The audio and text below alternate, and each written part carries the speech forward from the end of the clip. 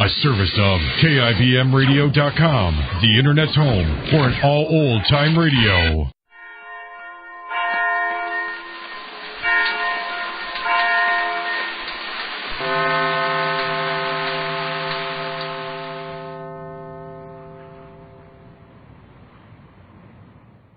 Kroger Tenderay Beef.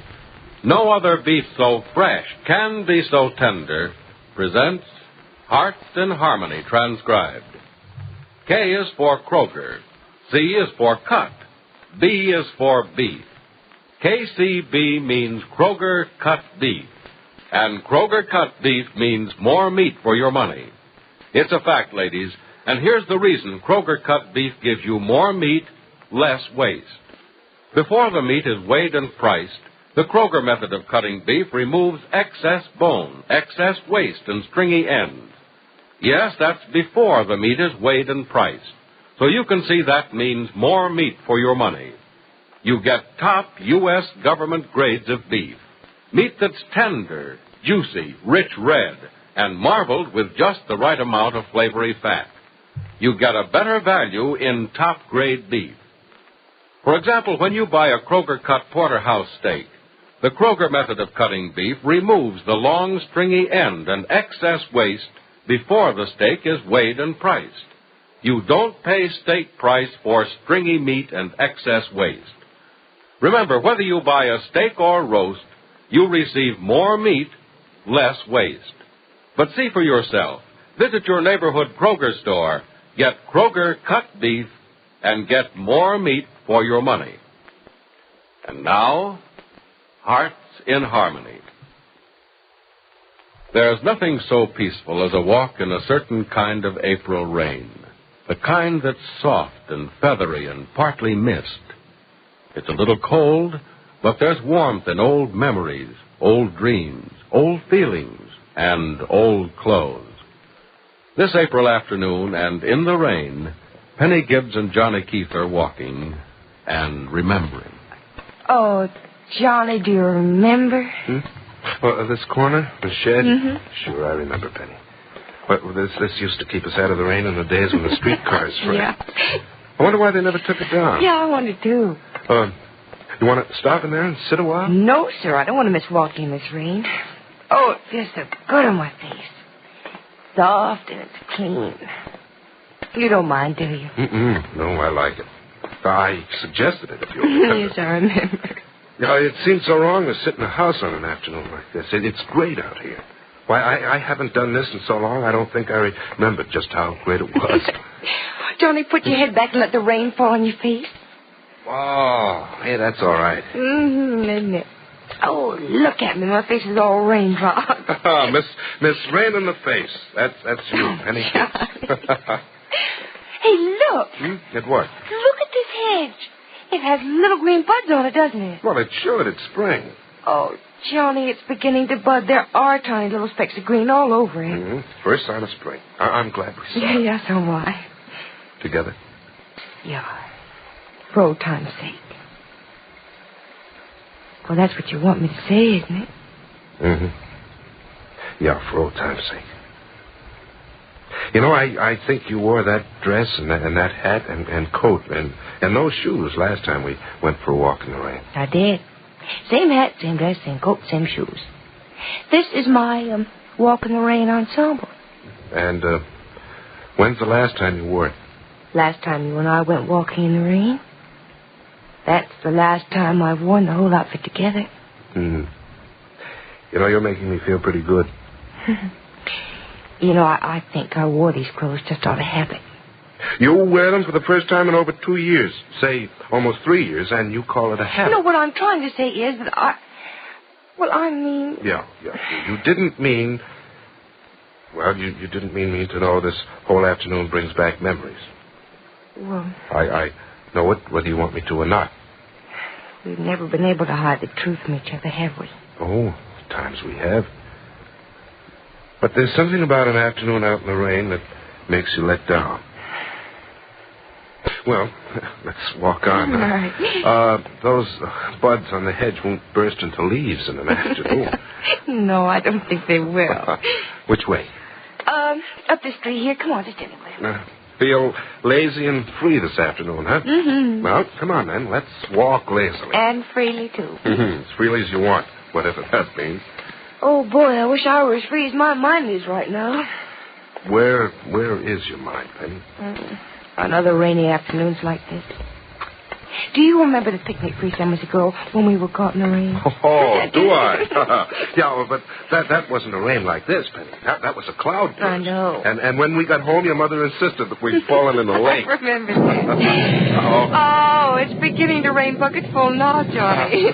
Come on, we better head back home. Look, let's not. You know, we have our old clothes on. Let's get soaked the way we did 3 summers ago. Johnny Keith, this is April, not summer, and don't you remember? We said we'd catch cold if we got soaked in our present old age. Okay, let's turn back. And better walk a little faster, don't you think? Yeah, I'll say. Oh, come on, Johnny. It's beginning to pour. We better go faster. Well, I can, but can you? Yeah, I can a little. Well, let's go. Okay. Walking too fast for you? Stop walking. I'm running now. We're going to be drenched whether we like it or not. I know it. Penny, here's that old shed where we used to wait for the streetcar. Let's duck in, huh? Okay, let's hurry, though. Just a few more steps. Oh, I feel as though I'm waiting. Oh, well, made it. But not without getting soaked. Your clothes very wet? No, I'm dry enough inside. Oh, it's almost cozy in here. No, it's a little open on one side. And you'd better stay over here. There's a leak in the roof over there. Yeah, any shed in a storm. Gosh, this is like old times, Penny. I've waited for you on this corner more times than I can count. Guess you have. And I'm still waiting for you. Only not just on corners now. I'm waiting for you everywhere. Oh, I'm not starting to wail, Penny. I understand what's holding things up right now. You have a house full of people and a head full of troubles. Oh, thanks for understanding, Johnny. But don't worry about me, Penny. I'm not going to add to your troubles by pestering you. I'm willing to wait. A little while, anyway. A little while? Mm-hmm. But not for the next streetcar to come down the street. Well, the last one passed here 5 years ago, I guess. No, but you aren't putting me on a time limit, are you? Well, not really, Penny. Because you mustn't, Johnny. There are too many things involved, too many other people, too many ifs and ands to be resolved before you and I can do anything but this. Well, is this bad? You're sweet, Johnny, to take it like this. I know you want to shake me sometimes when I put you off. And sometimes I wish you would. Well, someday I will. First, give me warning, though, will you? Why? Because I don't want to hurt you again, Johnny. Look, if I'm not ready for a decision, I don't want you to come to me expecting it. Oh, I'll take my chances. Seems to me all we do is take chances, don't we? Why is that? Well, because nothing is sure, Penny. Everything's a risk. And the older you get, the more you realize that. Well, isn't life ever simple? Isn't it simple for Nora? Just look at Nora. She's deeply in love with someone who loves her. Is she uncertain, too? Oh, she probably has doubts. You know, it's a wise person who allows a margin of doubt. And Nora Williams is not exactly unintelligent. Well, she probably has doubts, the same as the rest of us. I think the rain set in for the afternoon, probably most of the night, Nora.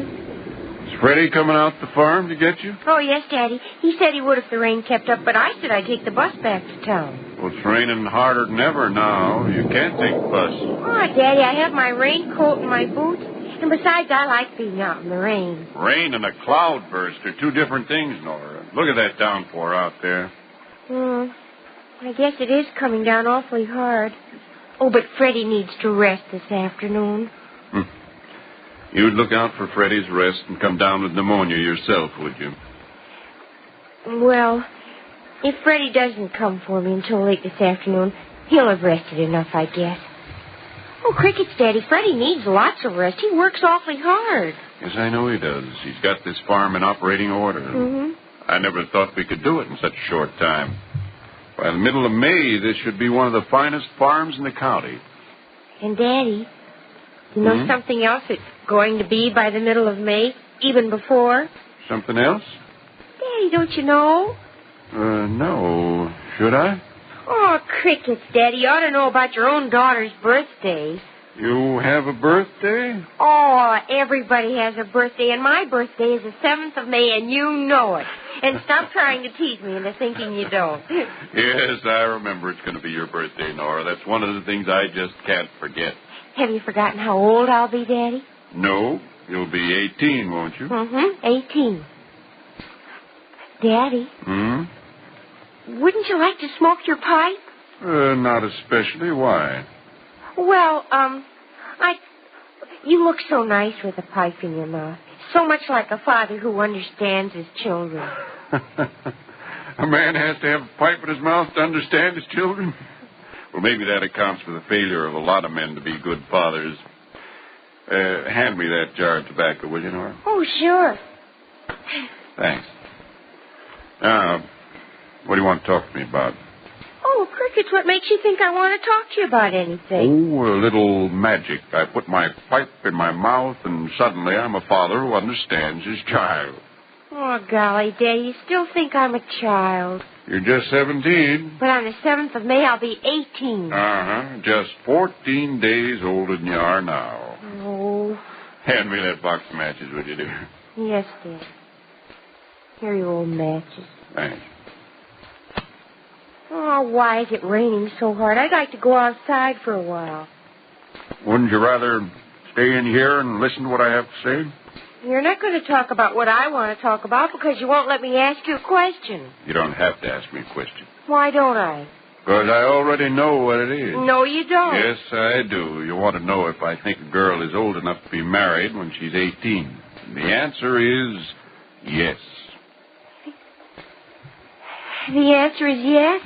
I think that's what I said. Oh, Daddy, oh, crickets, Daddy, you're just the most super wonderful, super scrumptious daddy in the whole world. Maybe and maybe not, I don't know. Nora, are you sure you're in love with Freddie? Oh, crickets, yes. How do you know? What makes you sure? I'm 18, Daddy. Well, practically 18. And when you're 18, you're a woman. And doesn't a woman know about those things? Well, they tell me that a woman does, but remember, Nora, you're a woman who's just 18. There are a lot of things a woman of 18 thinks she knows that she doesn't know at all. Don't I know that I love Freddie? If you love him, I can see a dozen reasons why.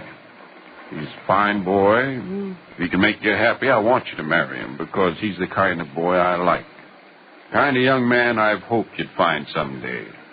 But, Nora, there's much more to marriage than love. At 18, you don't know about those things.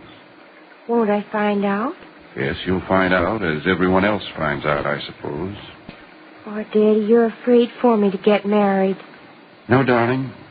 If you're in love with Freddie and he's in love with you, and I think you are, both of you, be married and be happy. I know I will be because I love you both. Oh, crickets, Daddy. I think this is the most beautiful rainy day I've ever known.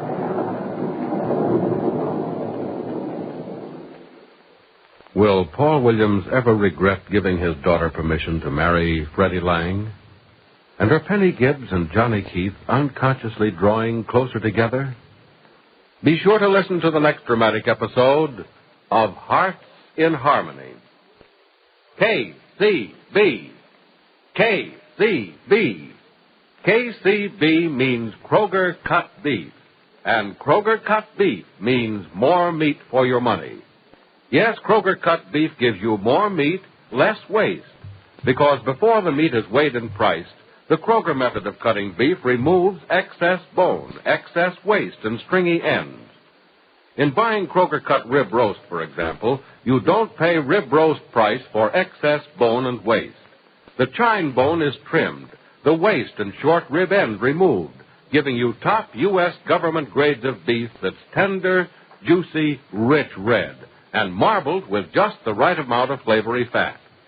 And before the meat is weighed and priced, the Kroger method of cutting beef removes excess bone, waste, and stringy ends. Remember, whether you buy a steak or roast, Kroger Cut Beef gives you more meat for your money. But mind you, you can get Kroger Cut Beef only at your neighborhood Kroger store. So go there soon. Get Kroger Cut Beef, and you'll get more meat, less waste at your Kroger store. Listen in again tomorrow, same time, same station, for another thrilling transcribed chapter of Hearts in Harmony. It's Kroger for better values in famous foods. Yes, the wonderful foods you see advertised in Life magazine are featured in your neighborhood Kroger store. Shop at Kroger for better values. In just a moment, X-1. But first...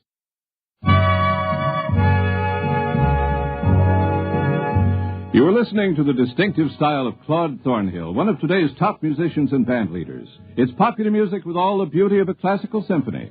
And there are more fine arrangements by Claude Thornhill all this week when he makes his appearance on NBC Bandstand. In addition, you're treated to the inimitable beat and rhythm of master jazzman Lionel Hampton. Join MCs Bert Parks and Dick Hames all this week on NBC Bandstand. And now stay tuned for X-1 on NBC. Countdown for blast off. X-5, 4, 3, 2, X-1, fire.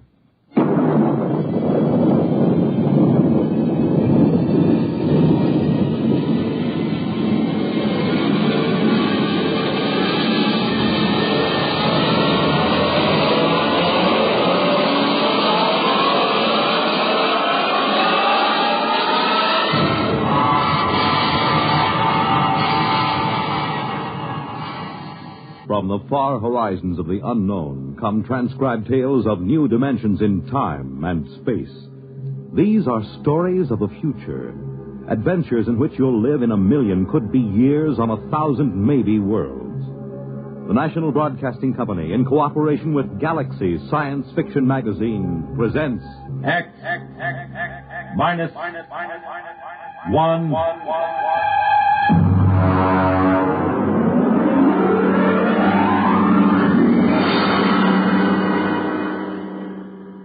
Tonight's story, The Snowball Effect, by Catherine McLean.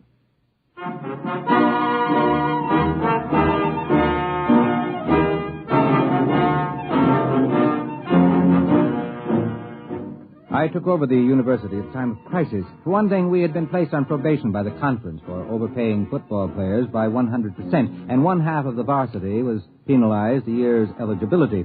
On top of that, I was called in by Mr. Harvey J. Grover of the Board of Trustees. We had lunch at 21 on his expense account, and after the Napoleon brandy, he lowered the boom.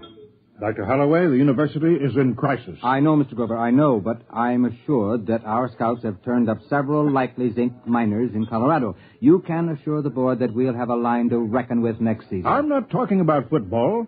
There are other things at the university, I'm told. Well, of course. Holloway, as president of the university, you've taken on a grave responsibility. I know. I don't mind telling you the board has been gravely concerned. The number one problem facing us is academic freedom. It is? You're darn tooting. We want every academic department free from debt, running in the black. Is that clear? Academic freedom, huh? I see. Any faculty that can't support itself by grants, bequests, corporation or government contracts is out. All of them? Down to the last assistant instructor. Look, Holloway, I'll put this to you straight. Most of the board was against hiring you. They had a bright young plant manager from General Products they said could show a profit from a candy store in the Mojave Desert. But I stood up for you. Why, thank you, sir. I told them the president of the university has got to be at least a high school graduate or it doesn't look good. You know, you did graduate from high school, didn't you? Oh, yes. And college, too. I got my master's at Harvard and my doctorate at... Never mind. Let's not go too far. Have you got this straight now? Oh, yes. I've got to make a profit on the candy store. I mean, the university. That's right.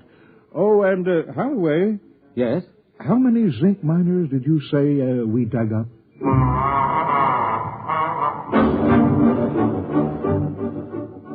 I started in with anthropology, astronomy, astrophysics, agriculture. Almost all the departments could show a nice, healthy contract from the Department of Defense for research, or from some corporation. Even the classical wing came out okay. They were being subsidized by a pride of Texas millionaires who thought it was cute to have original Greek and Latin tombstones set in concrete on their patios. One fellow from Galveston gave a classical barbecue featuring a swimming pool with pornographic marbles from Pompeii set around the scum gutter. I ran into my first problem when I got to sociology. Now, look, Dr. Caswell, I'll be frank with you. I'm paid to make sure this institution doesn't come out on the short end of the stick. Well, that's a quaint expression. I got it from Mr. Grover of the Board of Trustees, so you can see this is no time for kidding ourselves. Can sociology pull its own weight? What is it? Sociology is the study of social institutions. Now, look, Caswell, to the Board of Trustees, sociology sounds like socialism, and nothing can sound worse than that. Come on now. What are you doing that's worth anything? My dear sir. And don't wrinkle your nostrils at me, Caswell. If you've allergies, take an antihistamine. If not, just answer my question. This department's analysis of institutional accretion by the use of open system mathematics has been recognized as an outstanding and valuable contribution to... Valuable in what way? Well, since the Depression, Washington has been using sociological studies of employment, labor, and standards of living as a basis for its general policies. Please, Professor, stick to brass tacks and leave Washington out of this. What specifically has the work of this specific department done that would make it as worthy to receive money as, say, a heart research fund? Fundamental research doesn't show immediate effects, Dr. Holloway, but the value is recognized. Caswell, all the other departments have managed to squeak by. You're the last one. Unless you can toe the mark, there'll be 14 sociologists testing the institutional efficiency of unemployment insurance as an instrument of economic policy.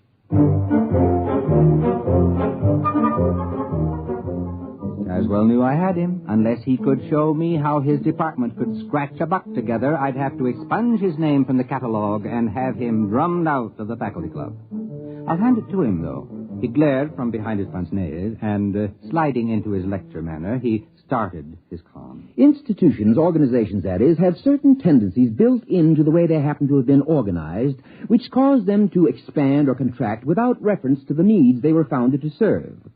I have developed a form of socio-mathematics to plot these factors, and by comparing formulae...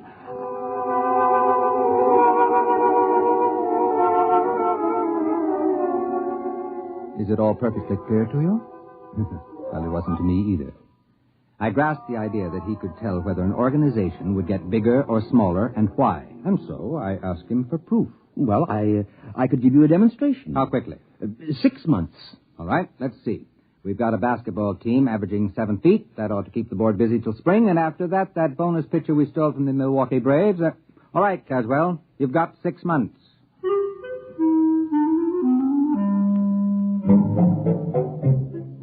I forgot about Caswell and the sociology department for a couple of days while I went back to convincing semi-literate millionaires that they might as well leave a couple of millions to the university rather than have the federal snap it up in inheritance taxes. I was on to a real beaut.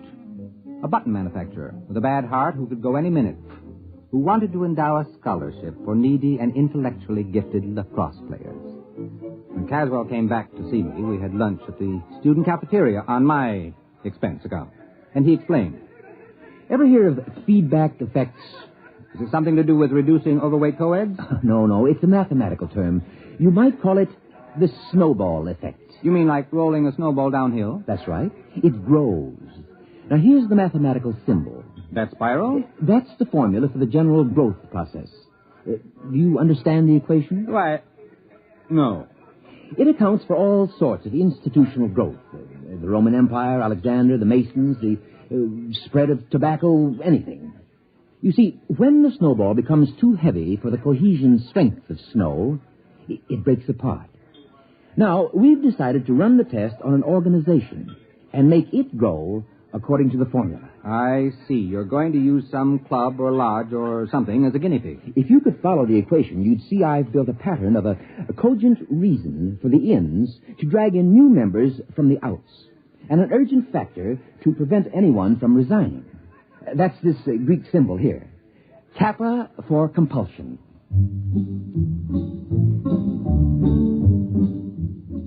I suggested a few changes in the organization plan, and we finally worked out a setup that was nice and simple. We put our heads closer together and tried to pick the best place for a demonstration. It should be small enough to observe, and yet large enough to be statistically significant. How about Passaic, New Jersey? My sister lives there. Oh, let's make it Watershaw. I have some student sociological surveys of it already. We can pick a suitable group from that. We've got to make this an ironclad demonstration. We'll have to pick some little 2-foot-nothing club that nobody would ever expect to grow. Some miserable, pathetic little organization.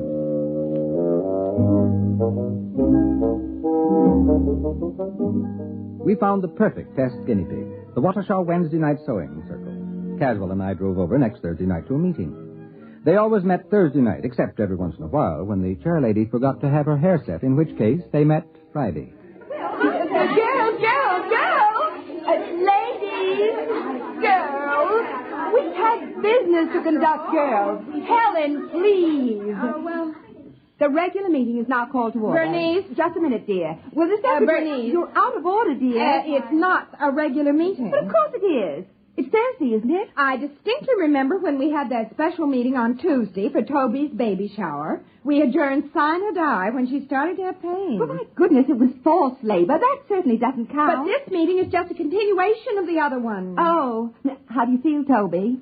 Fine. A little out of breath. Did you try a little dry toast just before climbing the stairs? But, Bernice... My doctor said to breathe deeply through my nose and to have Henry tie my shoes for me. Well, I'd like to see Alfred tie anything for me. It's 3 years since I dared get a dress that zipped up the back. Madam Chairman, I rise to a point of order. Well, my goodness, Helen, you don't have to be a martyr about it.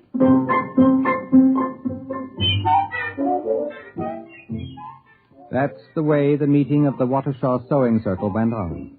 After a prolonged parliamentary battle, the point was finally carried that this was the tail end of a previously adjourned special meeting. At this point, the secretary, who had shorthand training, read the minutes. It was moved by Harriet that a vote of confidence be registered in the administration of the club's business by Bernice. The motion was seconded by Elsie, who said she thought it was only fair because Bernice didn't even have an unlimited phone. And look at all the calls she had to make on club business. The motion was amended by Joan to include Bernice Calloway as well as Bernice Hackett, because with 2 Bernices, the whole thing would be confusing, and it didn't seem fair to discriminate between Bernices, because Bernice Calloway didn't have an unlimited phone either, and besides, her phone was way upstairs in the bedroom without even a kitchen extension.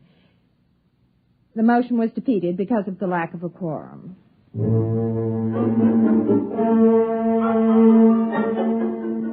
Finally, the new business of the meeting was reached, and Bernice, introduced Professor Caswell and myself as observing professors doing a survey of charitable institutions.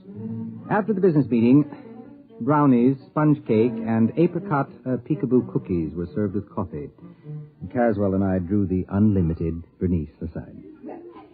You see, Mrs. Hackett, I've been making a few notes on a slightly modified constitution and bylaws for your organization. You have? You see, it all depends on having a competent and capable lady in charge. Oh, yes. Yes, Frankly, this plan would be dangerous unless there was a woman of great character elected to the post of chairlady. Well, of course. You see, there are several ways of, influencing an election. That's why it's important that only the right people fully understand this. Oh, you're right. Absolutely. Why, the organization was just floundering before the last election. Now, can I see those plans, Professor? They sound like they're just what we need. Naturally, she was hooked. As Caswell buttered her up, her eyes began to gleam, and she studied the simple little bylaws and constitution the professor had drawn up, nodding happily as the classic beauty of the scheme struck home. The meeting broke up when, after 4 brownies and a wedge of butterscotch cashew angel food surprise, Toby started to have real labor pains. We found out later it was a 9.5-pound boy. Caswell and I left the meeting and stopped for a pizza and beer to get the taste of the apricot peekaboo cookies out of our mouths. Well, there you are, Dr. Holloway. They adopted our bylaws with only 1 dissenting vote. I don't like that secretary. She's a spoiler, always suspicious. My first wife was like that. Don't worry, she hasn't got a chance. That Bernice woman has clear sailing under my equations. It's rigged to favor an aggressive extrovert over the paranoidal personality. You're sure it'll work now? I'd stake my academic reputation on it. You have? Don't worry, Dr. Holloway. We've given that sewing circle more growth drives than the Roman Empire.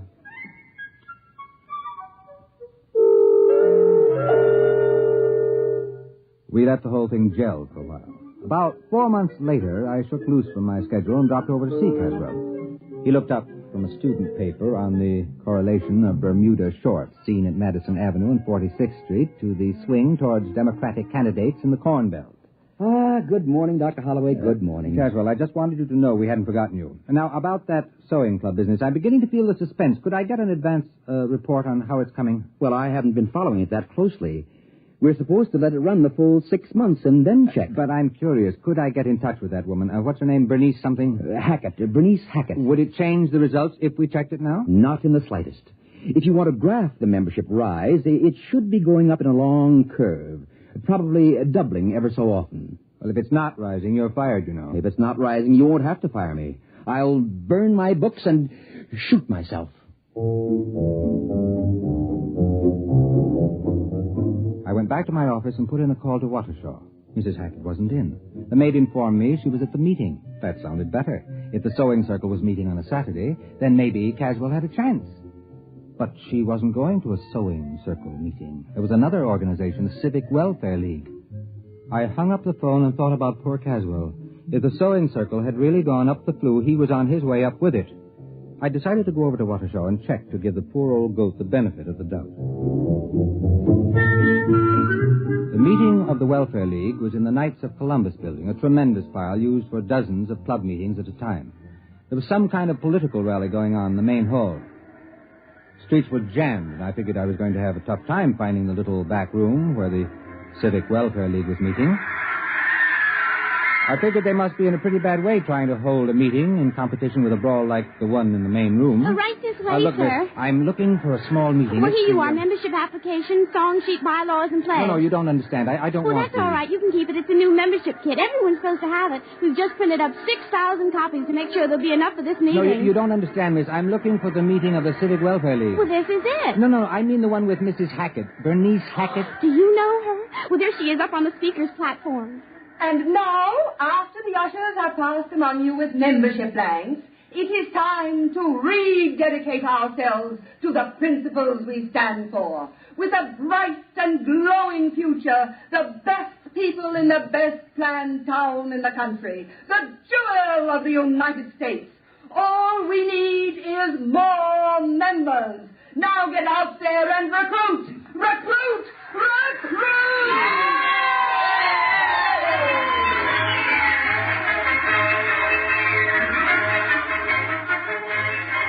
I cornered Bernice Hackett at the speaker's table.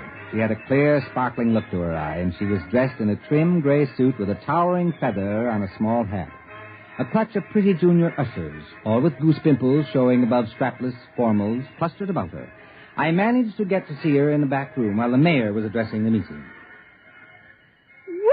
Hello there. It's a pleasure to see you. What happened to the sewing circle? Oh, it's just a little change, that's all. Helen, dear. Yes, B.H. Send those wires out to the senator in Washington. You can tell him we want his support on the slum clearance or else. Check.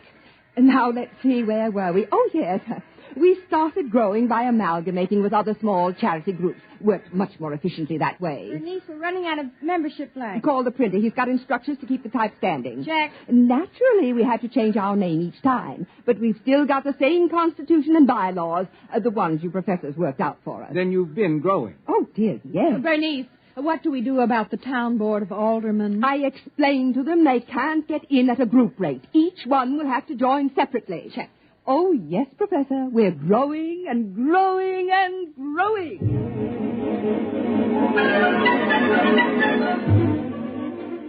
I kept close watch on the sewing at the Civic Welfare League for the rest of the month. Evidently, they'd swallowed up the real estate organization because they came out with a plan to attract new industries to town, and there was a gimmick splitting up the profits among club members only. It was the same provision Caswell built in to split up profits from dues and fines, but now it was operating in the 100,000s. I graphed the rise in membership, and it went up like the first rise in a roller coaster. I went over to Caswell's office to tell him the good news. Naturally, I knew the equations would work. Well, don't be so calm about it. With a demonstration like this, I can get all kinds of grants and funds for the sociology department. You'll think it's snowing money. Well, naturally, I expected this. I haven't been following the test at all, but I was quite confident. I don't mind admitting I wasn't. Well, that organization sure blew up. Now, let's see the formula for stopping it. Oh, I didn't complicate the organization with negatives. I wanted it to grow. It falls apart naturally when it stops growing for more than 2 months. You remember we built into it the idea that the members know what happens if the membership stops growing.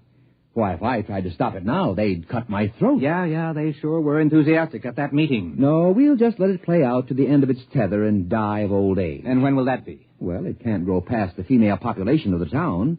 There are only so many women in Waukesha, and some of them don't like sewing. Sewing? Caswell. What's the matter? Are you sick?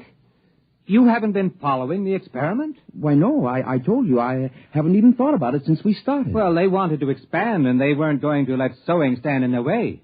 They went from general charity to social welfare schemes to something that's pretty close to an incorporated government. They're now filing an application to change their name to the Civic Property Pool and Social Dividend Membership Combine. Well, very interesting. I hadn't thought of that. Fascinating. Dr. Caswell, tell me, where does the formula say it will stop? Oh, I shouldn't worry. It stops when you run out of people to join it.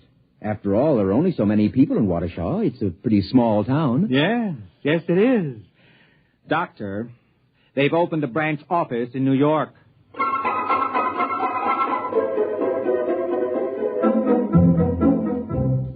Caswell got out his slide rule then, and we went over the charts I had been keeping. He ran the results through the physics department's new analog computer to check the results. Yes, it checks. Well, now, allowing a certain lag of contagion from one nation to another, language and cultural barriers, it will reach total world population in 12 years. About 1 week after that, various isolated pockets, Australian Bushmen, Tibetans, African Pygmies, will all be members. You mean only 12 years? Give or take a week, 12 years. The whole world? Well, there is something to be said for a worldwide government. Many people are definitely in favor of it. But under Bernice Hackett, the whole world? Oh, you asked me for a demonstration. The equation works. But what happens when the whole world is organized and there are no new members? Well, 2 months after the organization stops growing, it collapses. It's built in the formula. Yes, but what happens then? Oh. Well, I haven't the faintest idea. I haven't carried the equations that far. Look, Caswell, whatever happens, I don't want anyone to ever pin this on me. From now on, if anyone asks me, I never heard of Waukesha. Well, that was 12 years ago. I think Caswell and I are about the only men on Earth who don't hold membership cards in the United Terrestrial Civic Welfare and International Property Pool. Bernice Hackett, Global Administrator. It's a race against time now. There hasn't been a new member in a week and a half, and Bernice is anxiously awaiting news from the first Mars Expeditionary Fleet. And as she says, if only they find life there. We need new members, desperately. You have just heard X-1, presented by the National Broadcasting Company in cooperation with Galaxy Science Fiction Magazine, which this month features The Stars, My Destination, the first installment of a 4-part serial by Alfred Bester, a brilliant novel on teleportation in the world of the future. Galaxy Magazine, on your newsstand today. Tonight, by transcription, X-1 has brought you The Snowball Effect, a story from the pages of Galaxy written by Catherine MacLean and adapted for radio by Ernest Kenoy. Featured in the cast were Ted Osborne, Wendell Holmes, Warren Parker, Audrey Blum, Mary Patton, Patsy O'Shea, and Peggy Allenby. Your announcer, Fred Collins. X-1 was directed by Daniel Sutter and is an NBC Radio Network production.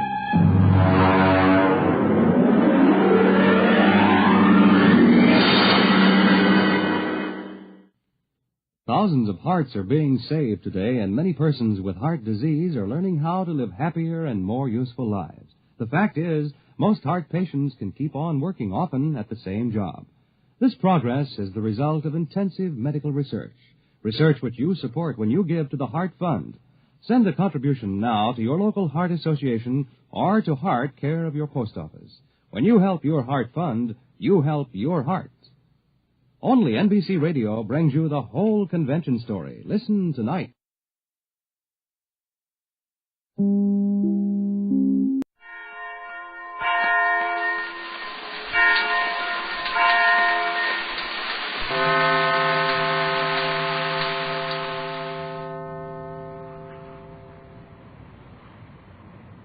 In just a moment, X-1. But first,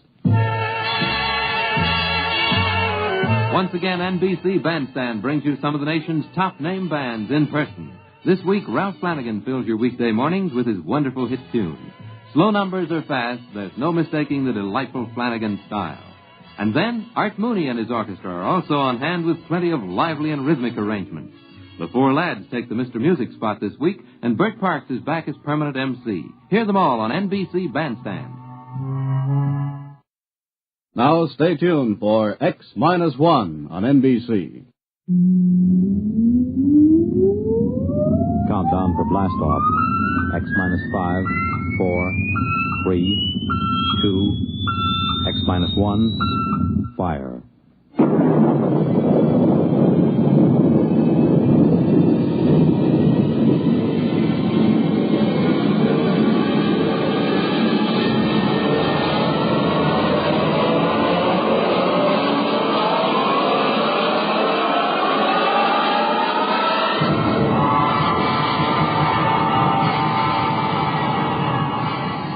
From the far horizons of the unknown come transcribed tales of new dimensions in time and space. These are stories of the future, adventures in which you'll live in a million, could be years, on 1,000 maybe worlds. The National Broadcasting Company, in cooperation with Galaxy Science Fiction Magazine, presents X-1.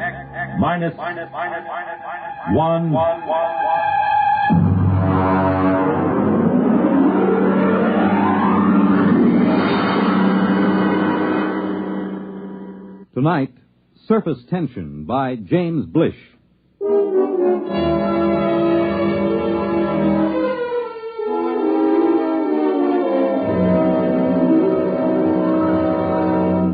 Come in, Professor. Come in.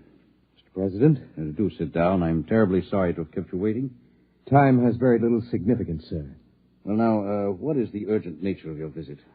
Mr. President, for some time now at the Nuclear Institute, a group of us have been making a study of a new star, which has entered our constellation. Yes, the military advised me there was some disturbance.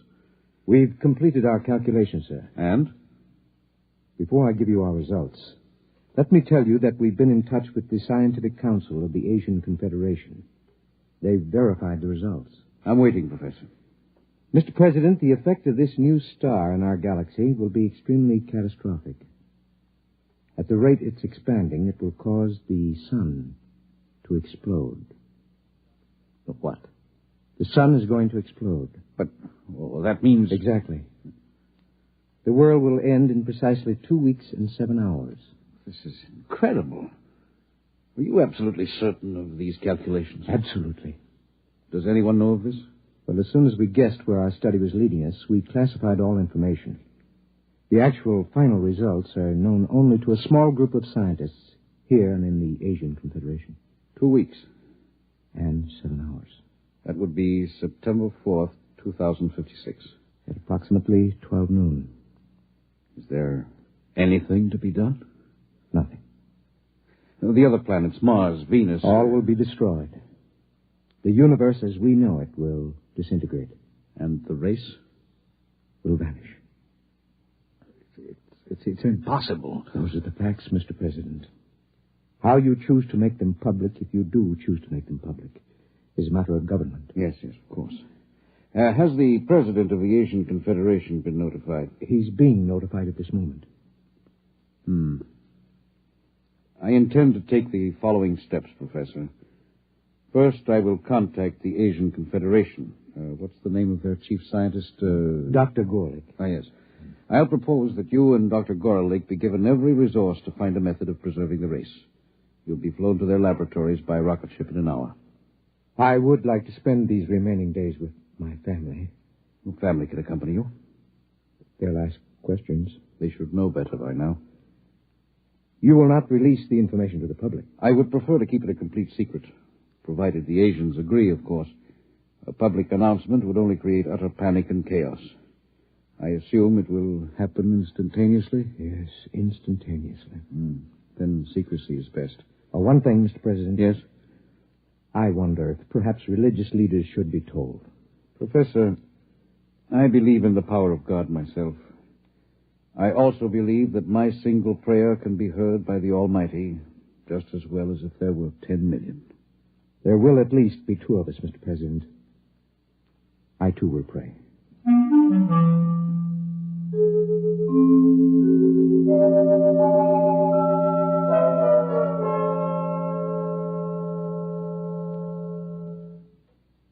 Dr. Gorlick?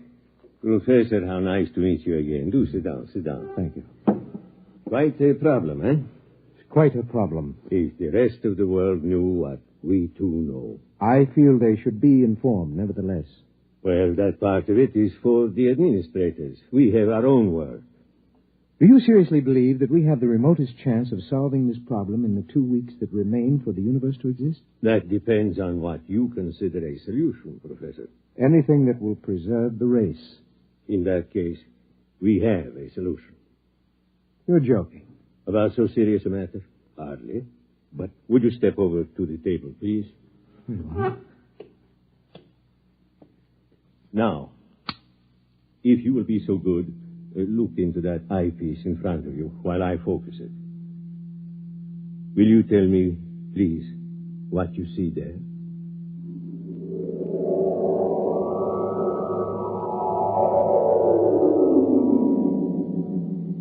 Fascinating. Most unusual. Would you be good enough to describe it? Yes, of course. I see what looks like a section of a large swimming pool. Plant life. Very tiny, and some kind of animal life, almost molecular in size. Good. Now let me change the magnification. Possible. Go on, please. Describe. What? I see what looks like dogs, cats, a cow. All evidently swimming underwater in this medium. Wait. Yes, they seem to be dogs and cows and cats, except that they appear to have gill-like breathing apparatus. Good, good. It looks as if somehow these species have been mutated to live underwater. Exactly. Well, I don't understand how this is possible. It would take hundreds of generations, thousands of years possibly to effect such a change, even with modern genetic control. Is the key, Professor. Let me ask you another question. Yes? Would you estimate the size of these creatures?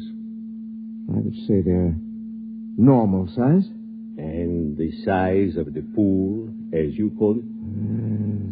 A tank of quite enormous size. I cannot see the walls, but I assume they are there. Good. Now, Professor, prepare yourself for a shock. I've been a scientist too long to shock easily, Dr. Gorley. Nonetheless, you will be shocked to learn that what you have just been looking into is a single microscopic drop of water, less than a milligram. A single drop of water? Yes. Those dogs and cats are microscopic? Submicroscopic, smaller than a filterable virus. This is incredible, Doctor. Incredible, perhaps, but we have done it. How? We found a way to reduce the size of the original fertilized eggs through bombardment of the molecules. In this way, we can produce a full-size dog that is infinitesimal. And you believe this will help us solve our problem? I am convinced of it. What do you propose? This is our plan. We will create submicroscopic humans. At the submicroscopic level, 1,000 generations can reproduce in the equivalent of a few seconds of time. In less than an hour, we can have a species of human that is capable of living underwater. Gill breathers? Precisely. And then what? Don't you see, my friend? In a single drop of water, we can reproduce as many human beings as now live in the city of New Chicago or Trans-Europa. But when the sun explodes in 2 weeks' time, all life, even that in a single drop of water, must perish. That is true, Professor. But remember this. To a submicroscopic species of human, 2 weeks would be the equivalent of some 20 million years on Earth. In other words, to these human beings, starting tomorrow, the species will have hundreds of thousands of generations, each living a full life, before the final explosion of the universe. It's almost like playing God. I am not a subscriber to the concept of God, Professor. I must say I'm slightly shocked to discover that you, a man of science... Believes in a creator? I do, Doctor. In any event, will you help us go ahead with our experiment? I have no choice. Good. We'll begin tonight to produce the first species.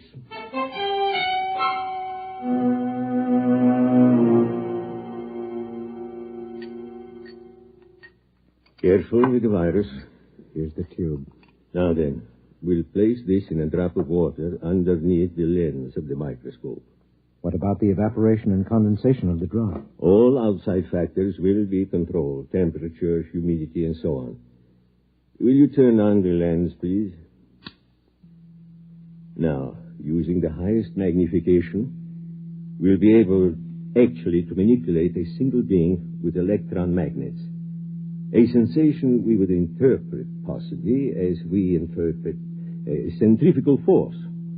Ready? Ready. Good. We begin the experiment.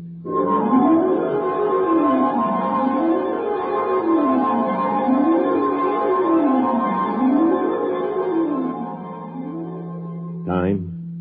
1900 hours, 56 minutes, 3 seconds. Coming up on 0.4, 3, 2, 1, 0. Observation. The first fertilized ovum, reduced to submicroscopic size, has begun to develop. Time? 1956, 20 seconds. Coming up on 2, 1, 0. 4 submicroscopic human beings have been reproduced. 2 appear to be males, 2 females. Time? 1956, 24. Observation. 10 generations of submicroscopic humans have been reproduced.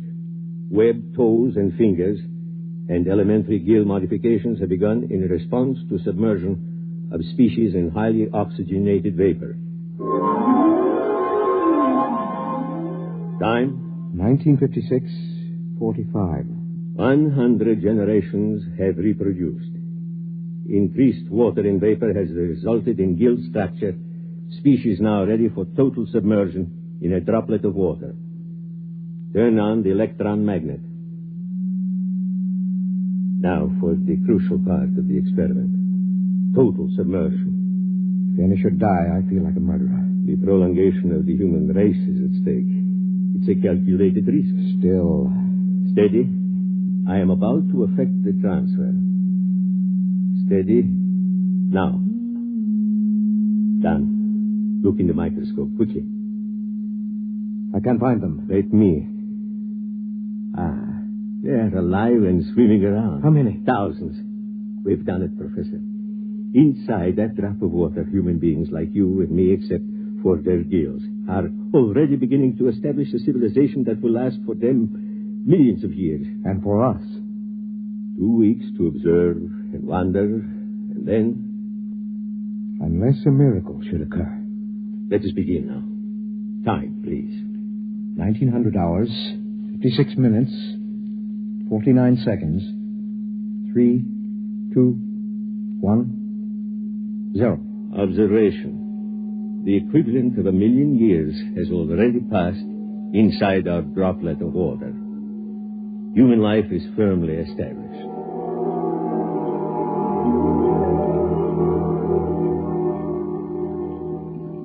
Sir! Sir! Come in, Lavin. Come in. I swam down from the museum. Exhausted. Rest yourself. Would you like some proto steak? No, thank you. Breath of oxygen, perhaps? 100 proof, distilled from pure upper-level water. A breath, perhaps. Now then, I assume that you've come about the plate. Yes.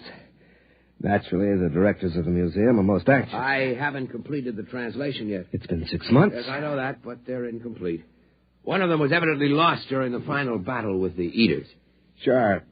Can you tell me off the record what you've already deciphered? Well, first, let me warn you. These plates were prepared thousands of generations ago. They're highly romantic, What they tell us may be fantasy. Still, I'm fascinated. After all, the greatest archaeological discovery of all time, buried 1 million years in the ooze of the bottom. Very well. The first line of the oldest plate reads as follows. It goes, "In the beginning, we were created." Created? What an extraordinary concept.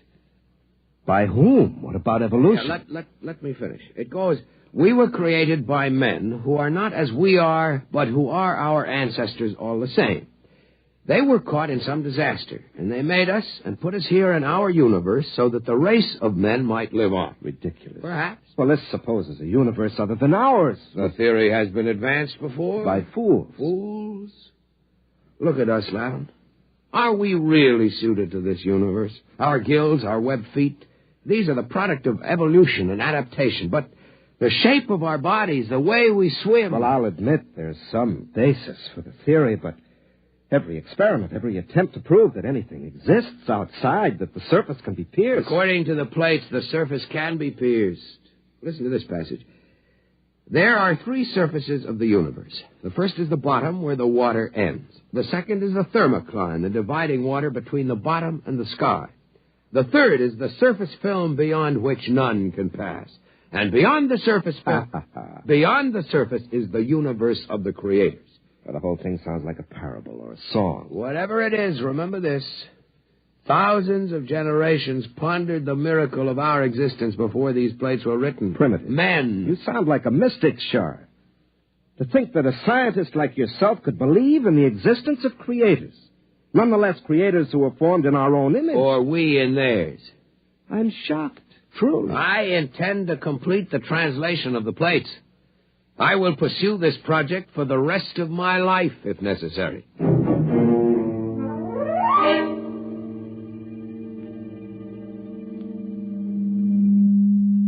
Time, Professor? Second day, 14 hours, 6 minutes, 10 seconds. Observation. The plates which were inscribed with microscopic data by an earlier generation have evidently been removed by a subsequent generation. Our study shows that a highly developed civilization is now living in the drop of water. Certain water organisms have been domesticated and underwater ships have been developed.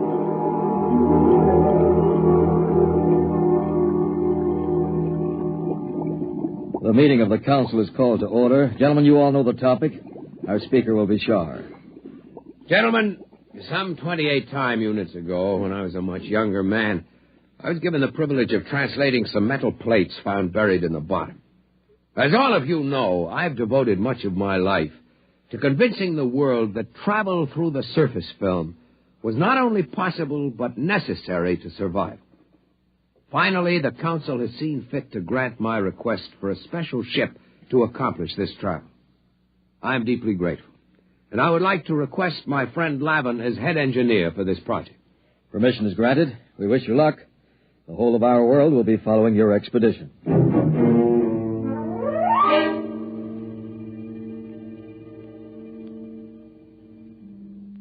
What's happening, Dr. Gorlick? From what I can detect, the gill breeders are preparing for the equivalent of space travel. A large cylindrical ship is being built. What method of power are they using? I can barely detect it through the microscope, but my guess would be that they will use some form of living creatures to power the vessel.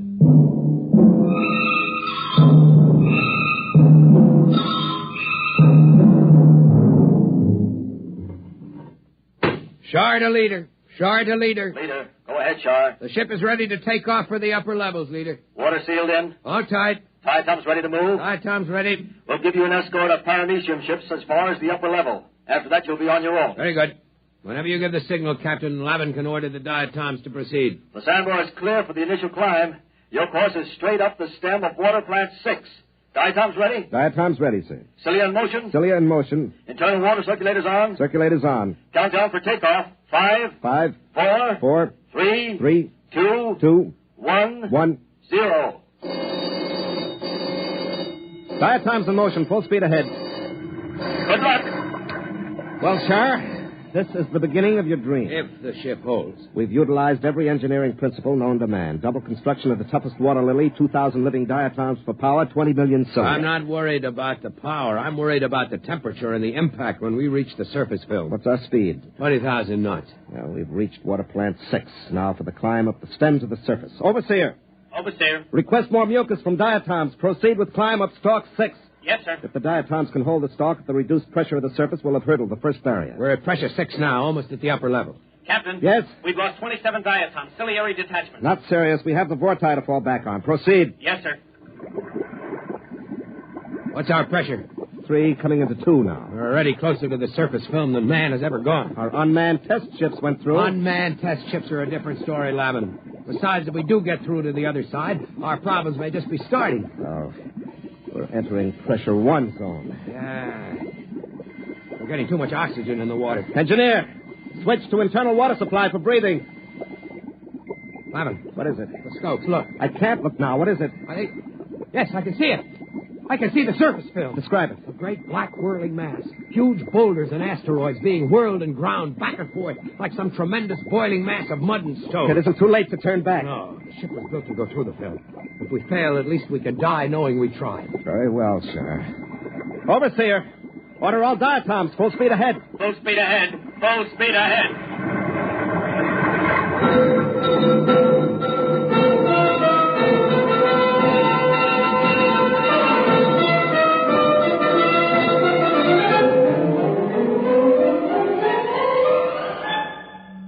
The film, Shar. Pressure on the ship is increasing. Overseer, more oxygen for the diatoms. Captain, the diatoms are dying. More oxygen. Keep moving. We're almost through. Shar, use the auxiliary vorti. Maybe the motion of their cilia and the thrust of the water. Overseer, bring up the vorti. Full speed ahead. We're moving. We're making headway. Oh, the ship will only hold together.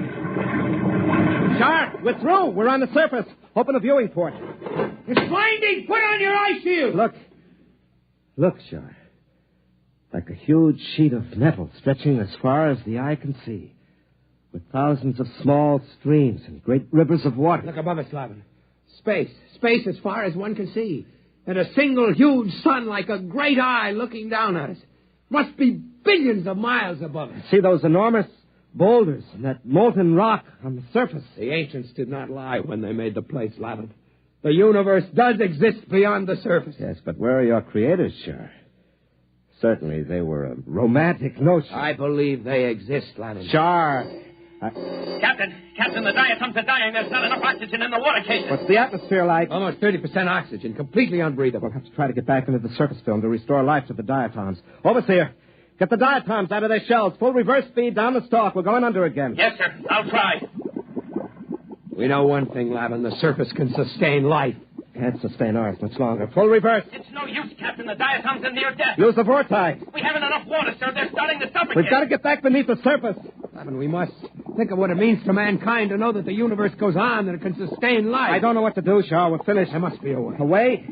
Why don't you pray to your creators now? Perhaps they'll help you. And as for me, I'm resigned to death. I cannot share your bitterness, Lavin. We have enough water for perhaps 2 minutes breathing, Shaw. There are no miracles and no creators. You'd better prepare to die. I am as ready as you, Lavin. Captain, we're strangling. Well, sir, why don't you pray to the creators? Better still, let me. I have a louder voice. Hey, creators! You all-powerful ones who made us, can you hear me? This is Captain Lavin of the first ship to breach the surface. We need your help. Can you hear me? We need your help. If there be creators, and I believe there are, then I ask that our presence be noted, and that we be delivered from this trial not for ourselves, but for the good of the race.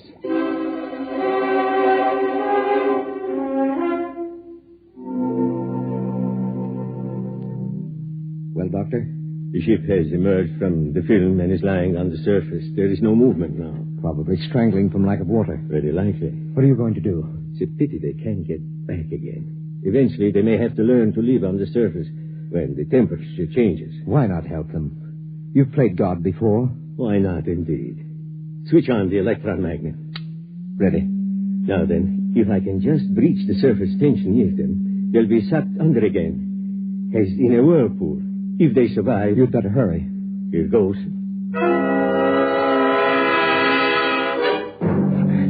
can't live much longer, Charlie. No. It's getting... What's that? I don't know. We're moving. Downward. Slavin, it's a vortex.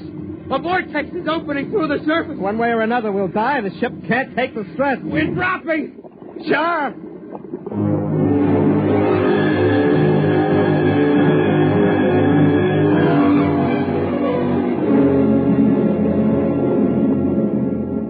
Slavin, we're through. We made it.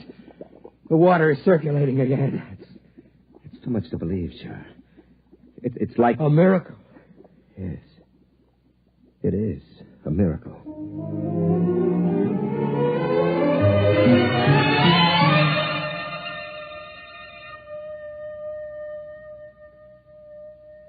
Well, Doctor? They've gotten through. The ship is floating down toward the bottom now. I wonder what they thought at the moment they were saved. Must have seemed to them as if the hand of God reached out to help them. Very likely. Do you suppose they prayed? To whom would they pray? I don't know. Perhaps to us? To the creators? It is not inconceivable. If only the human race, as we know it, had creators who could reach down and save us from destruction. How do you know we don't? Professor, I'm a scientist. So am I, Doctor. Those submicroscopic humans can't see us because we're too big to see. A molecule of our flesh would be like a world to them.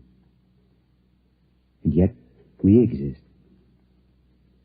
We cannot hear their individual voices, perhaps, but we are capable of intervention of a sort. Is it not conceivable that our own plight might not be seen and recognized? What else is there at this time but to admit our inadequacy and to cast off this arrogance that gives us bitter pride instead of humility? Where are you going, Professor? To pray, Doctor.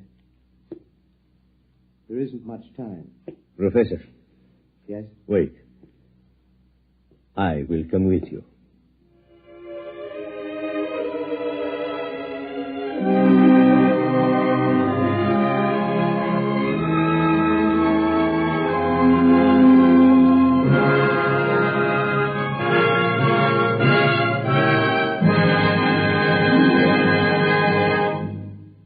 You have just heard X-1, presented by the National Broadcasting Company in cooperation with Galaxy Science Fiction Magazine, which this month features Jackpot by Clifford D. Simak.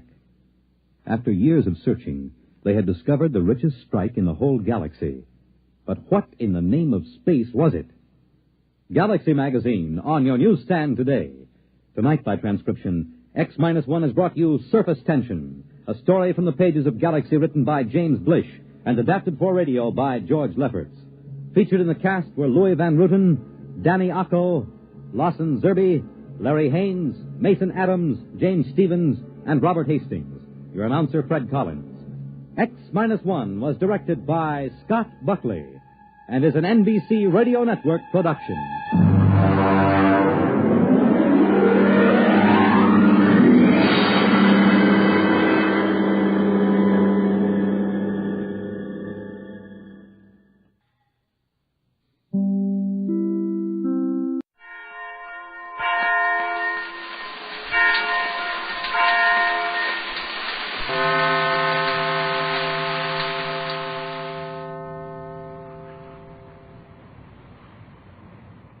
Throughout the long hours just before dawn, Mrs. Gregory and Captain Bradford have waited in the Euclidean control chamber with G-47, waited for news of the submarine, which is plowing northward in 50 feet of water, to meet and capture the rescue boat with Johnson aboard. Jerry and Joan have been forced to go with the submarine, and Jerry has been compelled to send radio messages from the submarine to Johnson, as if he were sending them from the Magic Island, asking Johnson to hurry to the island. As we look into the communication chamber on the 50-foot level of the island, we find G-47 looking intently into the prism reflectors. Mrs. Gregory and Captain Bradford watch him. Don't forget you were fooled once before when you were allowed to look into this reflector. That's true, Pat, but this time I think our friend here is too busy to bother with playing any tricks on me, eh, G-47? Precisely.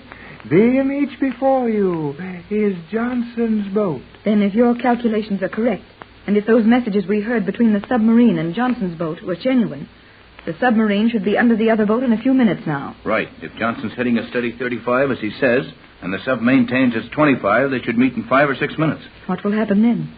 What instructions have you given that woman commander regarding her treatment of Johnson? She will bring the boat here, if Johnson is sensible. Otherwise... Otherwise what? It will be sunk with all on board. Oh, Tex, I'd rather lose everything on board than have that happen. G47, won't you let us send a message to Johnson telling him to surrender peaceably? I want everything on board that boat, but I will destroy it if necessary.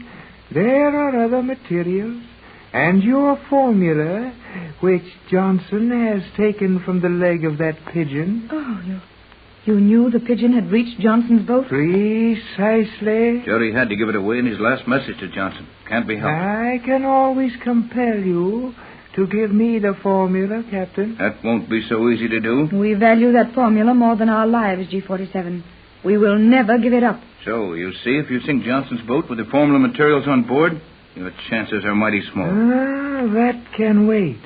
Now, if you will look into the reflector carefully, you will see the end of another of your hopes. What does he mean, Tex? I don't know. Let me get a good look at that thing. I wonder. Yes, you win that one all right, G47. What are you talking about, Tex? Well, I had an idea Johnson might be able to slip a message to one of those battleships maneuvering around here. That's blown up now. Look, Pat, you can see the ships going away, and they're too far off Johnson's course for him to reach them. Yes, especially after Johnson's receiving Jerry's message to come straight to this island. It may have fooled him. Not a chance. But Johnson will figure that for all our sakes, the safe thing to do is to obey the message. He'll have something figured out to help us when he arrives. But don't you think Johnson might have been able to get a message to those boats without being heard here?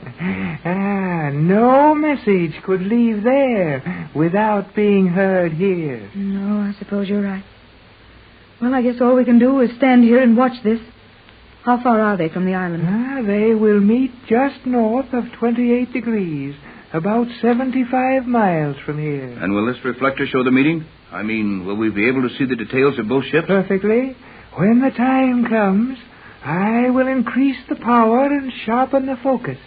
You will have splendid opportunity to witness the surrender. I'm not going to stay here and see it. I'm going back to the yacht. You stay here, Pat. We can't do any good on the yacht. We might as well see it, no matter what happens. It'll be better than sitting on the yacht, down in that dark lock and wondering what's happening to those two kids. J24Y to J12C. Jerry Hall to Johnson. Jerry again, sending a message from that submarine. Silent. J24Y to J12C.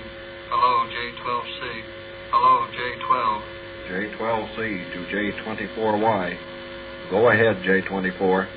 Go ahead, Jerry. Have important instructions for you, J12. Copy and repeat. Right, Hall. Standing by to copy and repeat. Let's have it. Tex, something's happened on the submarine. Let's go on deck. Hey, what's the matter? Can't I go on sending to Johnson? No, I must replace this tube. You sit over there with Cleostra. Make no move, or I shall resort to the magnetic paralysis. Don't worry, I won't move. Get over so I can sit down, Joan. Yes, Jerry.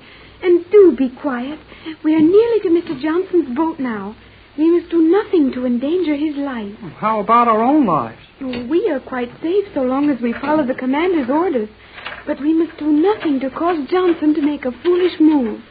It would mean something terrible for him. You are wise, my little Cleostra. I wish you'd call her Joan. I don't like that, Cleostra. Jerry, please, you will do harm. Now the tube is replaced. You may return to your seat in the control section.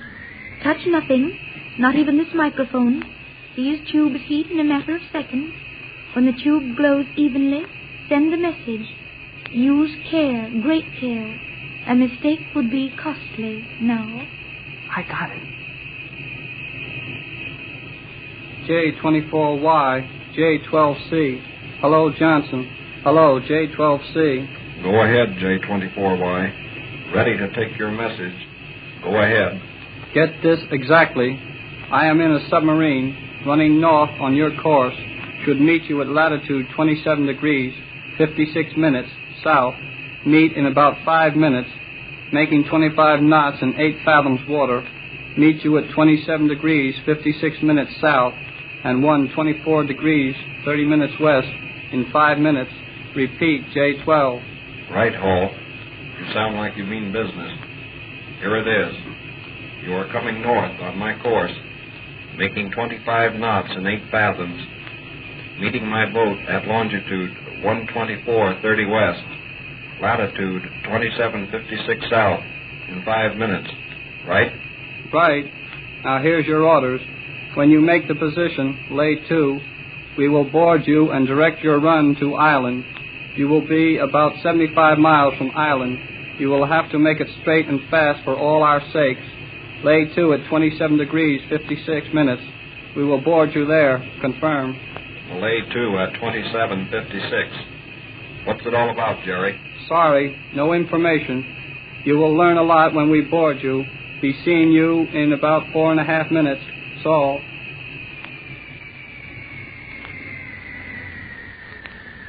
Well, how'd I do? You are learning. The message approached intelligence. But there was one thing about Johnson's message that does not satisfy me. I guess my message didn't satisfy him any too well either from the way he sounded. I am interested only in technical satisfaction. What was wrong with the reception? There was a terrific variation between this wave band and the one used in the previous exchange of messages. Can you account for that? No, but what of it? He got the message, and that's the main thing, ain't it? Jerry, do not say ain't. Okay, Joan. That all, Skipper? Be more circumspect in your address, Hall. My title is that of Commander. Oh, I'm sorry, Commander. That is better. Now you may return to the rear of this section. We cease progress here. SE-1. Yes, Commander. Cut all power. Prepare the elevators. Correct your depth gauges. We lay to immediately. We'll do so at once, Commander. What's going on now? I'm not sure, Jerry. This ship has never been on the surface, and yet we are going to board Johnson's boat. I thought no Euclidean submarine ever went to the surface. You will see this one do it, but in a manner you may not expect. You will take that metal seat with the armrests over there, Hall. This one? Yes. Get into it at once. I'm in it. What now? You, Cleostra, take the one to your left. Yes, Commander. I am ready. You will remain in that position, both of you. One movement, and I will magnetize you to the seat. I'll hold everything. I will not move. That is well. All powers cut. Progress slackening rapidly. We'll be stationary in 100 yards. Good. And your depth reading? Gauge shows the axis at exactly 8 fathoms. Correct. 8 fathoms is the reading here. You will take the ship to an axis depth of 7 fathoms, even keel. Right. 7 fathoms, even keel. Going up. Boy, see how nice this boat slants up through the water. But nothing ever makes a sound. Yeah, too quiet for me. It is done to make communication perfect within the boat. Access reading 7 fathoms exactly. Both stationary. Elevators ready. Orders, Commander. Hold position. I will join you in the forward control section. You two remain exactly as you are. Aye, aye, Skipper. Yes, Commander. We will obey orders. It is well. Now I will take over from you, SE-1.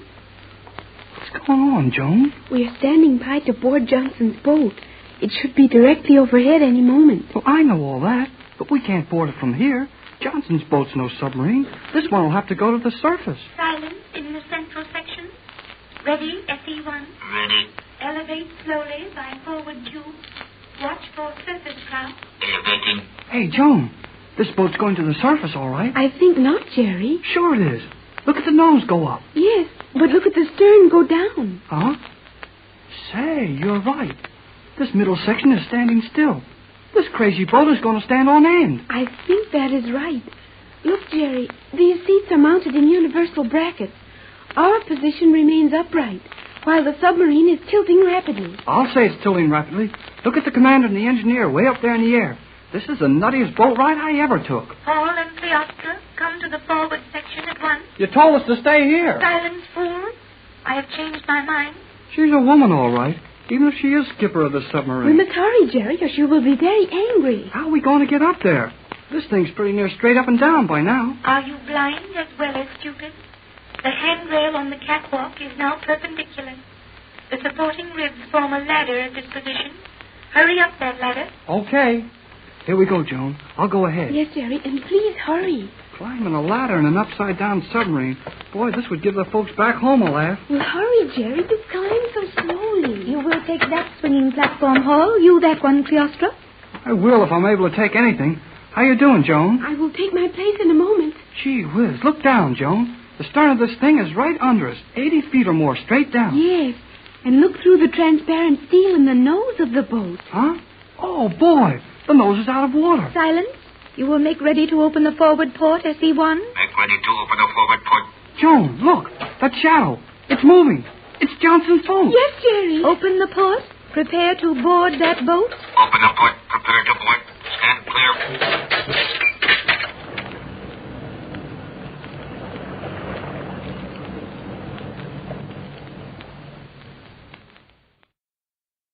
Jerry and Joan thought they had troubles enough when they were forced to go with the Euclidean submarine to capture Johnson's boat and bring it to the Magic Island. However, even the Euclidean submarines do not act like other submarines, and we find this strange boat standing still at the spot where they are to meet Johnson's boat, standing on end, straight up and down in the water, 100 feet of cigar-shaped boat with its nose out of the water. Jerry and Joan are huddled in the tiny forward control section, with the woman commander and the Euclidean engineer, as Johnson's boat bears down on them. Golly whiskers, Joan. Here comes Johnson's boat, all right. Yes, Jerry. The position of the meeting was calculated quite accurately. There must be some irregularity in the speed of that boat. It will arrive at this point nearly a minute behind the planned schedule. That's too bad, isn't it? Oh, please, say no more, Jerry. The commander is angry. Okay, Joan. Boy, look at that boat come. What do the indicators make his speed, SE-1? Exactly 35 knots per hour. Decimal 583 knots per minute. Excellent. His distance? 1,000 yards. 1,000 yards is approximately half a knot. He should lay to here within the next 65 seconds. That verifies my reading exactly. Very well. You may go below. Stand by to stabilize as we board. I want this microphone directly connected to the amplifying speaker. Very good. We'll stand by to stabilize. Are you ready, SE-1? Ready. Stabilizers gyrating. Amplifiers ready. To the Johnson cruiser, cut your engines. Stand by. Submarine off your starboard prow. Lay to. We will board you. Hey, he's not going to stop. No, the boat is passing us. Johnson's boat, lay to. Stop those engines.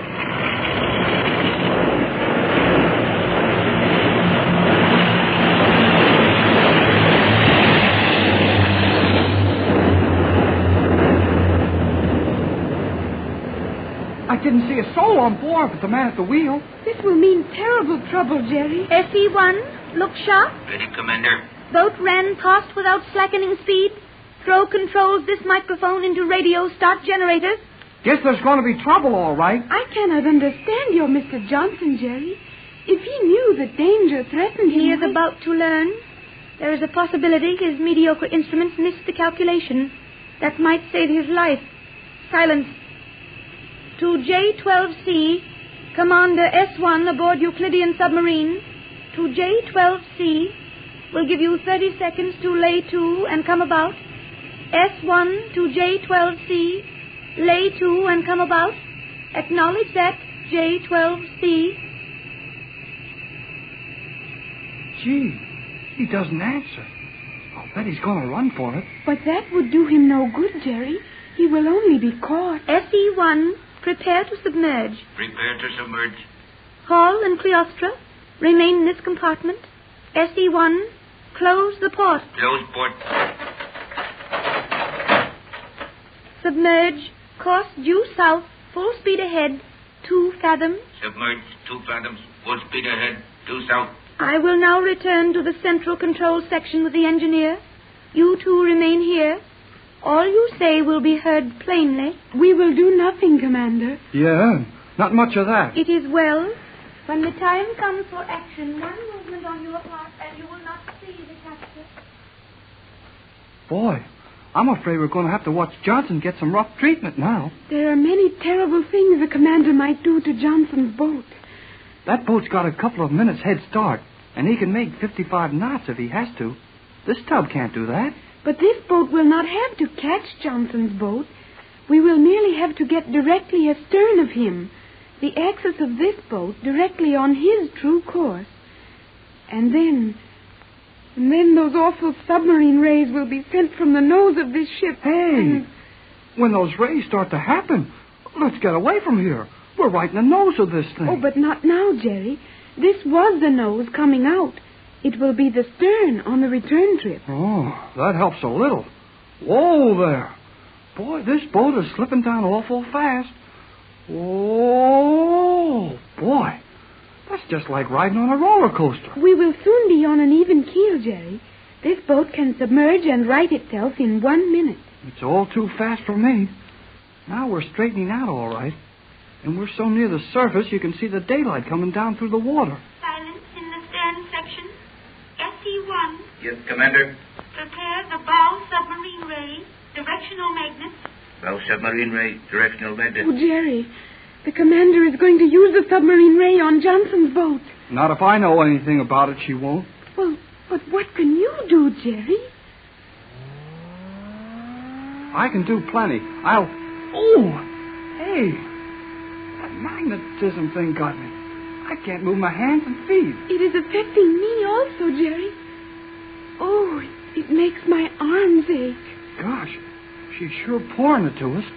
Feels like one of those machines you take hold of and then can't let go. Now that you are convinced of my ability to hold you out of my way, are you going to make it necessary to apply the magnetic paint to your tongue? Gosh, she wouldn't really do that, would she? Yes, Jerry. The paint applied to the tongue would make it impossible for us to talk. I'd rather quit talking because I thought of it myself. Okay, Commander. I'm shut. It is well. Ready, SE-1. Magnetic directional rangefinders directly on stern of escaping yacht. Range. 5,500 yards. Drift. Negligible. Excellent. Prepare charge. Strength of charge. Maximum. That boat would be worthless unless taken intact. To cripple it might damage valuable instruments aboard. It must be totally destroyed. Right. Maximum charge. Gee, Joan, she's going to destroy that boat. Oh, it is terrible, Jerry. Silence. Are you ready, SE-1? Ready. Wait for the 2,000-yard range. You will fire as your graph shows the other boat is 5,985 yards. The ray will absorb loss from moisture to compensate for the 15 yards. Ready. 5,900 yards. 5,910. 5,920. When he gets to 5,985, he'll shoot. Oh, quiet, Jerry. We can do nothing. 5,950. 5,960. 5,970. You will hold your fire until orders from me. Stop, SE-1. Right. Orders from G47. Do not fire at this time. Continue course following boat. Full speed ahead. Full speed ahead. Oh, boy, John. That's good luck. I feel better. It is wonderful, Jerry. In another minute, Johnson's boat would have been destroyed. Well, I'm glad you decided to do that, G47. It wouldn't have helped any of us to sink that boat. Oh, Tex, I'm so nervous. It was only a matter of seconds until that submarine ray would have been cutting through the water and Johnson's boat gone. I have certain ideas I want to experiment with. Well, I don't care what you do, now that Johnson is safe. He is 60 miles from this island. There is ample time in which to destroy the boat if you do not accede to my wishes. Yes, G47, anything you want. Right, Pap. We'll save Johnson and that boat no matter what we have to do. Very well. You, Captain, will take your position before the transmission panel. Speak to Johnson. Ask him why he did not lay to for the submarine. Upon your questions and his answers depend the lives of all on board that yacht. Go ahead, Tex, and don't antagonize G47. I'll do my best. Do you want me to use the yacht call? No, it is no longer necessary. Johnson has realized by this time that your yacht is powerless. Use my signature. Johnson's going to have a nightmare over this. Well, here goes. J12C, Bradford to Johnson on J12C. Hello, J12. Hello. I wonder if he'll be listening, Tex. He may not be near the set now. He'll be doing nothing but listening. He'll be looking to us for an explanation as to why Jerry invited him to run into a submarine boarding party. J12C, hello. You will continue indefinitely, Captain Bradford. Right. J12C, Bradford from the Euclidean control room to Johnson on J12C. We have observed you closely for the last half hour. Had reports from Sub. You must be running a direct course to this island. Position of island as given you before. Why did you refuse to speak submarine? Hello, Johnson. Hello. Must have answer to this message. Commander S1 to Captain Bradford. Have message for you. Must have G47 okay before give it to you. You may give Captain Bradford any message. Very good, G47. To Captain Bradford. Johnson's boat is well within range my sensitive frequency graphs in this submarine. Your wave very strong along Johnson's course, but reaching us unbroken. Apparently not being broken by Johnson's receiver. No evidence of any attempt to transmit from Johnson's boat. That is all. Thanks, S1. May I inquire how Jerry Hall and Cleostra are? Troublesome but safe, holding them in stern with magnetic safety belt. Commander S1 to Bradford. Say, G47, that message sounds kind of funny to me. What did she mean by saying my radio beam had not been broken at Johnson's boat? That is obvious, I think. You mean that she's got instruments on board, that sub, which will show if some receiver has cut a piece out of a beam she's receiving? Naturally. Well, that may be naturally to you, but it's black magic to me. I didn't know a radio wave lost such an amount of intensity by individual reception that it could be detected on another receiver. I'm afraid we know very little about Euclidia, Tex. Yes, I'm sure of it. But that little one last beats me. Like the farmer who wouldn't put up 2 windmills because there wasn't wind enough for both of them. He might have utilized your idle talk for the other one. Sorry, G47, but what can I do of any value now? Continue trying to raise Johnson. I will give you 300 seconds in which to speak him. Then I will order the destruction of his boat. It takes 5 minutes. What can you do? Just keep trying. One thing's sure. If Johnson has his receiver open, he'll hear all our conversation in this room. That ought to convince him of the necessity of answering me at once. Keep trying, Tex. We've got to warn Johnson. Right, dear. I'll do my best. J12C, Johnson. Hello, J12. Bradford on Euclidia to J12C. Danger of your immediate destruction if you do not answer. What's the matter, Johnson? Hello, J12C. Hello, Johnson. Bradford to J12C. Emergency. Answer at once. S1 to Euclidia. Stand by for relay from Johnson. I am getting him on 19 meters. We'll relay while you are changing frequency. Stand by for relay from Johnson.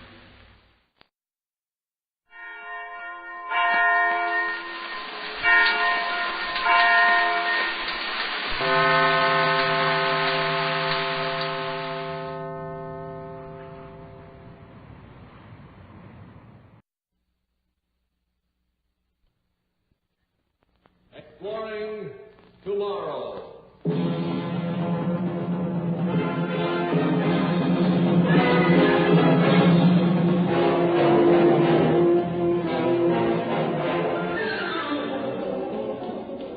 And now here is your guide to these adventures of the mind, John Campbell, Jr. There's the old saying, you'll do it and like it. And, of course, a man can, by physical force, make you do it. How would you like to have it so that you would like it, too? There are 2 basic ways that you can be happy in this world.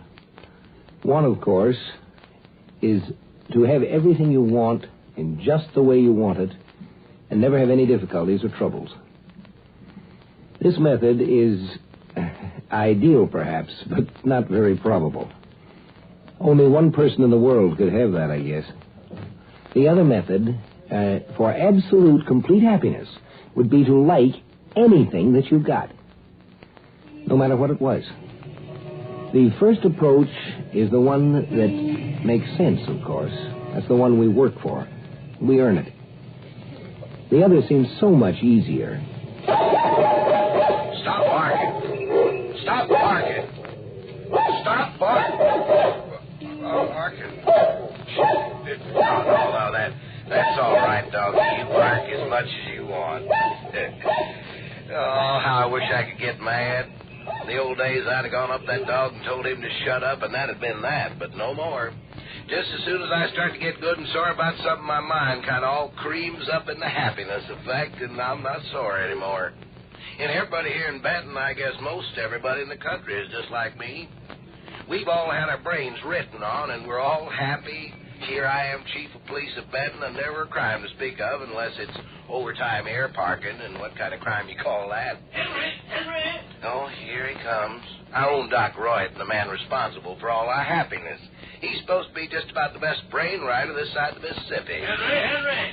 Slobbo, that's what I call him. Old wet lips, always do good and always grinning. But behind that grin, believe me, ice.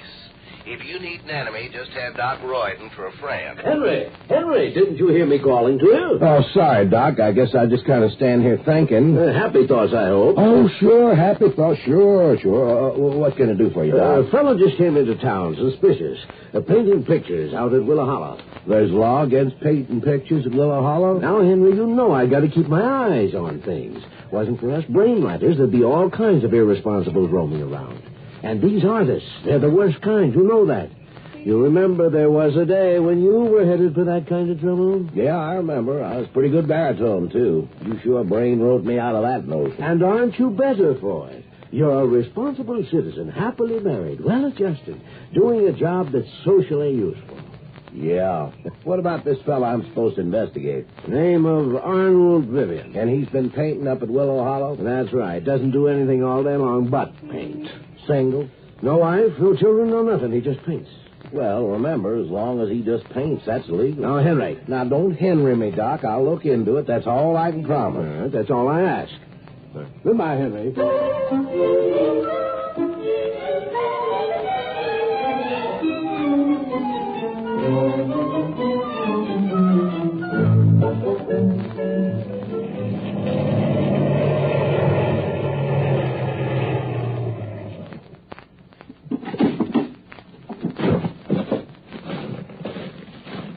Yeah, that's a mighty pretty landscape you're painting. Why, thank you. Willow Hollow makes a mighty pretty landscape to paint. I'm sorry to interrupt you. Oh, no, that's all right. I never mind a little talk when I'm painting. What can I do for you? Your name Arnold Vivian? That's right. I'm Henry Horner, chief of police. Nice to meet you. Chief of... What seems to be the trouble? No trouble. I just out here to give you a kind of friendly warning. About what? This town of Benton you're in needs new young men, Arnold. If you should happen to get in any trouble here, we got a real fast brain rider who likes to straighten people out. I don't get into trouble. Well, just keep in mind we need workers these days. Like our brain rider would say, who needs pictures on canvas? Who needs pictures on canvas? Why, Mr. Policeman, me. Maybe someday a few others will agree with me. Well, maybe. I used to be a sort of artistic fella myself. Baritone concert style. Yeah, I'll bet you're good on a police whistle, too. Don't worry about me, Mr. Horner. Just go back and tell your brain rider. Here's one traveling man he won't ever get to use his scalpel on.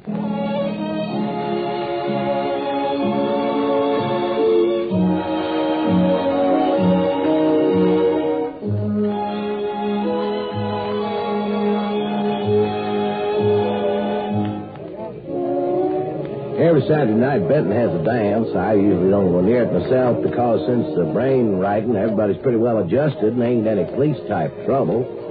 This Saturday night, though, I dropped in toward the middle of the evening. Hi, Mr. Horner. Hi, hello, Arnold. Having a good time? Heck yes. I've been dancing with all the girls. They love me, and I love them. Staying out of trouble? The only trouble I ever have is with pictures on canvas. Well, don't go getting drunk and signing a job contract with Big Fellum at the Brickyard or with Tom Hart, or you'll forget pictures. I'm immune to job contracts. Also, it may interest you to know that both Mr. Hart and Mr. Fellum each bought a painting from me tonight, paid cash on the barrelhead. Well, that's a surprise.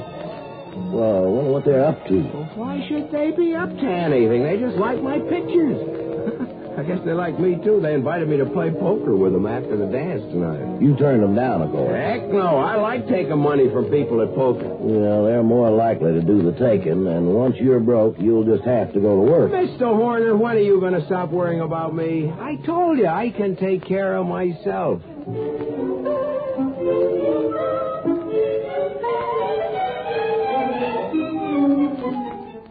And he could, too. When the poker game broke up about 3 a.m., he was the winner. Everybody was griping, all except Doc Royden, who sat there, his close-set eyes glittering behind thick spectacles. Imagine him taking me for $30. Imagine. He knows people, he knows cards, he knows women. You're not going to brainwrite that boy. You want to bet, Henry? You just want to make a little bet.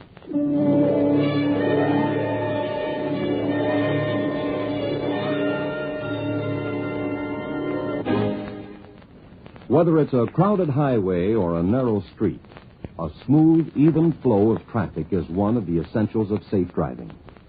Speeding is an obvious hazard, but it can also be suicide. Slowpoke driving is dangerous, too, because it causes rear-end collisions and tempts other motorists into taking deadly chances in passing. The eccentric behavior of the lane switcher, the driver who weaves in and out, often is the cause behind frightful smash-ups. So don't be a cause, and don't be a victim. Arrive alive. There are two difficulties with the happiness idea. One of them is that actually we need to earn happiness to enjoy it, but we don't really want to work for it. The drug addict has happiness that he doesn't have to work for, really. The other difficulty is happiness in whose terms? Many times, the other fellow figures that you ought to be happy with what he's giving you.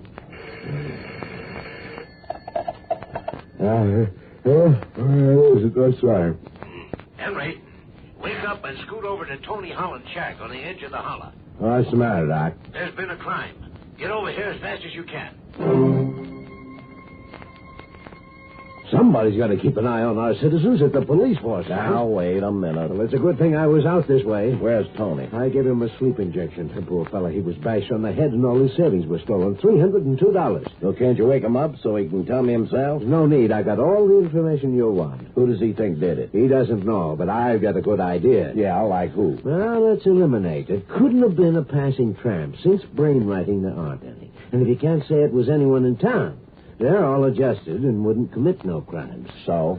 There might be somebody around who wanders in the holler in the daytime, poking around and pretending to be what he ain't. Well, it wasn't Arnold Vivian. How do you know? Because he's not that stupid. He knows he'd be the most likely suspect. Maybe you'd just better check up on him, Henry. Doc, you're the brainwriter. They call you in after the maladjusted guy's been caught, but I'm the cop. I run my investigations the way I want, and I'm not going to build a case against Arnold Vivian. What are you going to do? You write on brains. Try reading one.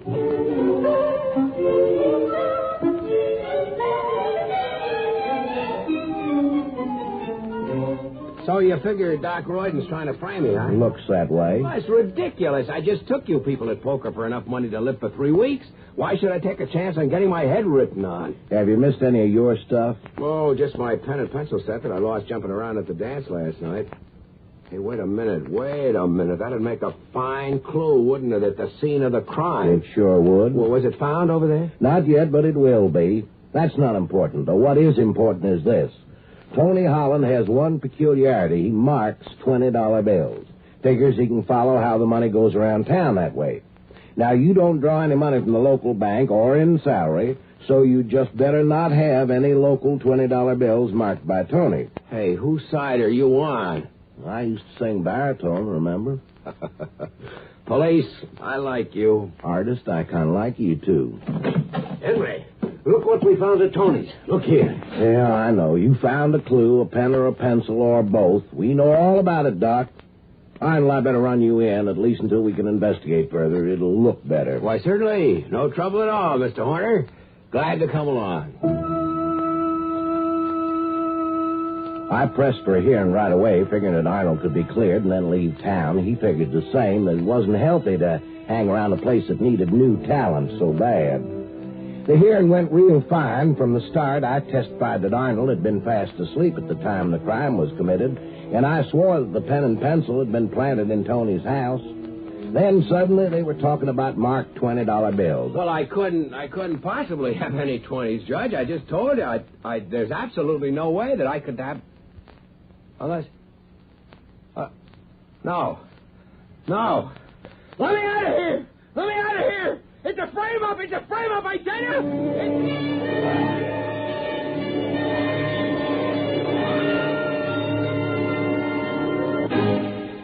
There is no tool that is either good or evil. There's nothing that in itself is good or bad. It's the way it's used. Logic is a wonderful thing, of great value to man and his progress.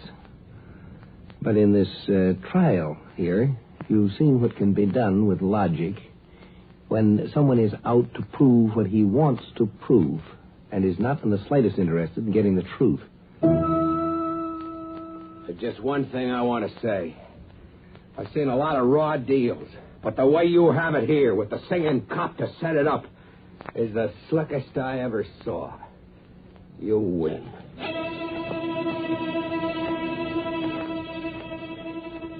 As chief of police, I had to be present at the brain writing. Doc's nurse gave Arnold the needle jab in the back of the neck, and after that he sat there like a stone man, able to hear but paralyzed. Now, Henry, there we are. Yes, the clay model is ready to take the impressions from Arnold's brain, so we'll have an exact duplicate. Now we put this cap on Arnold's head so the electronic fingers in it can do the measuring. That's a good boy. It won't take long now.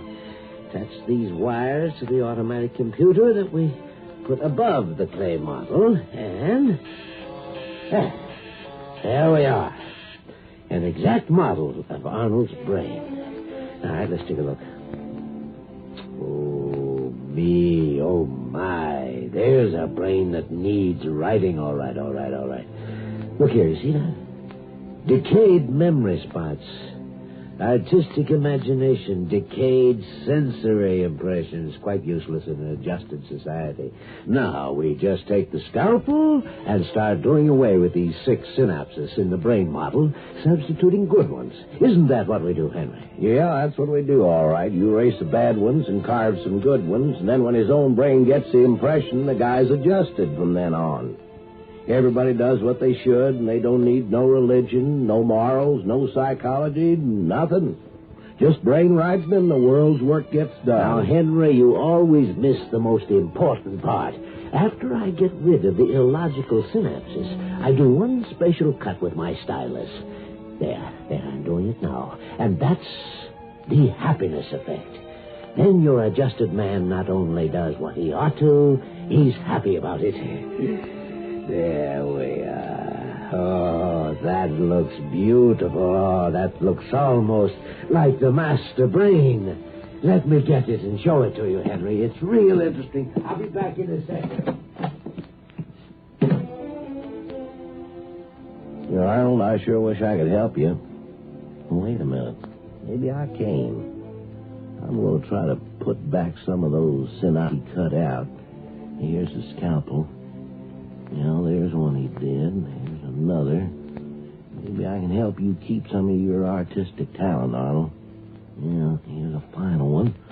And one day, Henry will be able to duplicate this master brain in everyone. It's brilliant. Take a look at it while I prepare for the transference from the clay model to Arnold's brain. It sure is fine looking, this master brain. Yes. Now, we're ready to go? Now, Henry, when I close this switch, the new brain shape will flash the signal to the cap on Arnold's head. The electronic fingers will dig in, and he'll have a new brain. Oh, I tell you, Henry, this is the real moment of birth. Most people are born wrong for this world. This is where they get right. All right, here we go. It's going to hurt a little.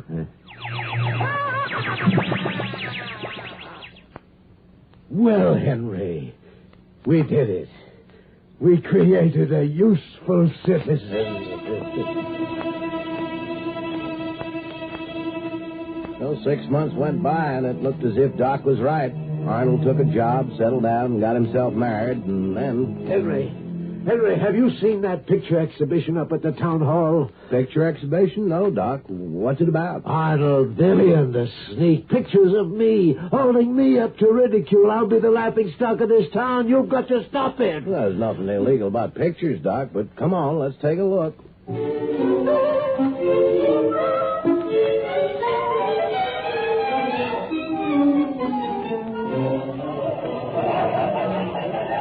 We went to the town hall, and there was the neatest collection of pictures you ever saw. Arnold had painted Doc Royden more than 50 times, and in each picture he caught the basic evil of the man. Doc was shown at the council meeting, at church, at the dance, his face revealing every grimace of deceit, power, lust, conniving. Every picture was titled The Happiness Effect, and everyone was marked sold already.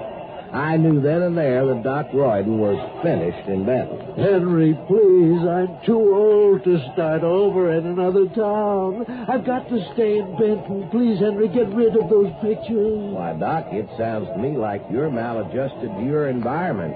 You ought to be brain-ridden with a happiness effect. Henry, man, I've been looking all over for you. I wanted to tell you thanks for using Doc's scalpel to save a piece of my talent. Why, it was a pleasure, Arnold. Thanks to you for giving us back a little human dignity.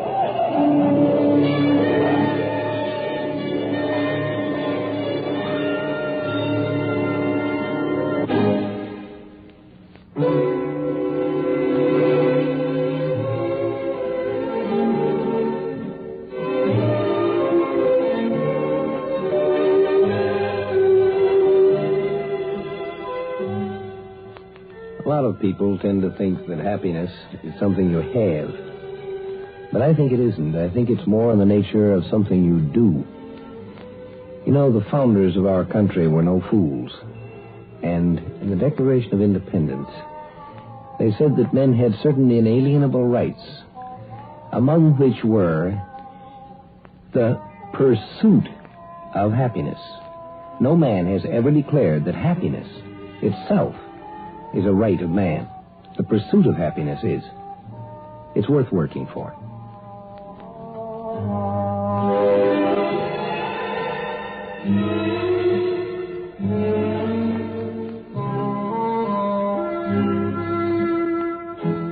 Join us for a fascinating adventure in Exploring Tomorrow. Heard in our cast tonight were Mason Adams, Charlie Holmes, and Lawson Zerbe. Script was taken from a story by Raymond Banks. Produced and directed by Sanford Marshall here in New York. Bill Maher speaking.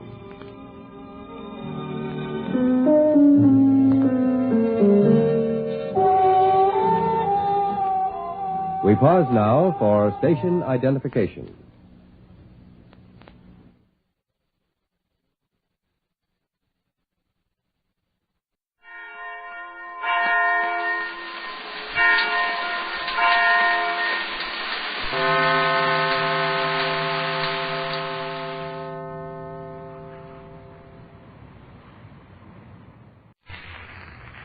Presenting the transcription feature, Superman. Look, up in the sky. It's a bird. It's a plane. It's Superman. Yes, it's Superman, strange visitor from the planet Krypton, who came to Earth with powers and abilities far beyond those of mortal men. Superman, who can leap tall buildings at a single bound, race a speeding bullet to its target, bend steel in his bare hands, and who, disguised as Clark Kent, mild-mannered reporter for a great metropolitan newspaper, fights a never-ending battle for truth and justice. But before we join Superman, listen. And now to our story. Following the mysterious trail of the Silver Arrows, Clark Kent, Jimmy Olsen, and Tumbleweed Jones entered a cave near the ghost town of Dead Man's Gulch and found the third arrow hidden in a bleached buffalo skull. Like the two they had found previously, it was engraved with a rhymed riddle. Since darkness had fallen, Tumbleweed suggested returning to the ranch and went for the horses, leaving Kent and Jimmy in the cave. A moment later, however... But wait. Listen. If you can, I certainly won't come. Jimmy, that sounds like Tumbleweed. Come on. Mr. Kane won't be back. Jimmy, stand back.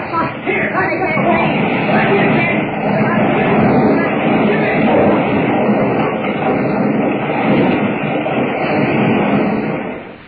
Mr. Kent, what happened? Where are you? I'm right here, Jimmy. There's been a landslide. The entrance has been blocked. What? Oh, we can't get out. We're trapped. That's what it looks like. Golly. What are we going to do? Take it easy, Jimmy. Take it easy. We'll get out. But how can we if the entrance is blocked? And what about Tumbleweed? Why did he yell for help? Wait, one thing at a time, Jimmy. That cry of Tumbleweed may have just been a warning to us. Wish I was sure of that. Well, wishing isn't enough. Got to find out.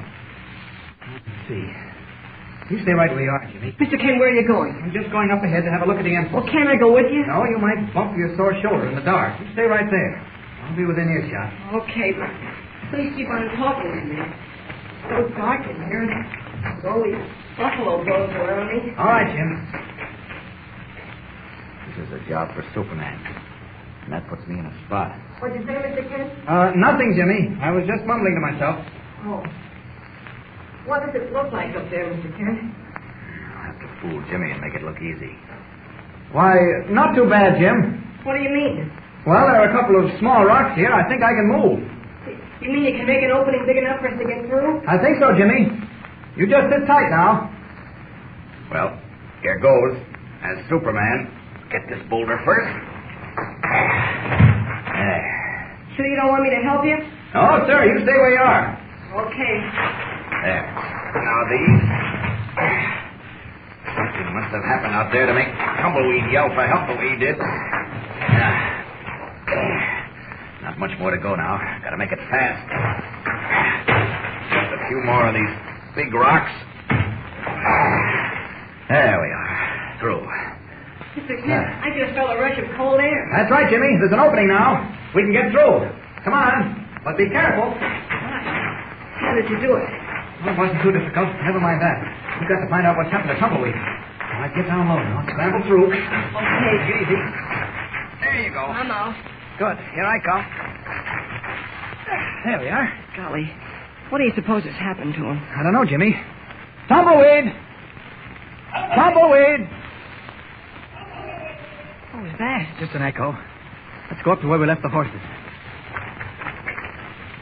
Mr. Ken, could someone be living in Dead Man's Gulch? Well, Tumbleweed said it's deserted. So did Hopeful Jake, that old prospector. Yes, I know, but I wonder. What? Well, too many queer things have been happening. That scream I heard, and then Tumbleweed's cry for help, and Jimmy. then... Wait. What is it? Shh, quiet. I thought I heard something. Wait a minute. No, just the wind. What were you saying, Jim? Oh, I was saying that queer things have been happening. Well, I know this is supposed to be a ghost town, but... No, we'll find Tumbleweed. Don't you worry. Look. What? Over there to the right. Where? Mr. Kane, isn't that a big hole in the ground? Why, yes. It looks like it might be the opening to a mine shaft. Let's have a look, Jim.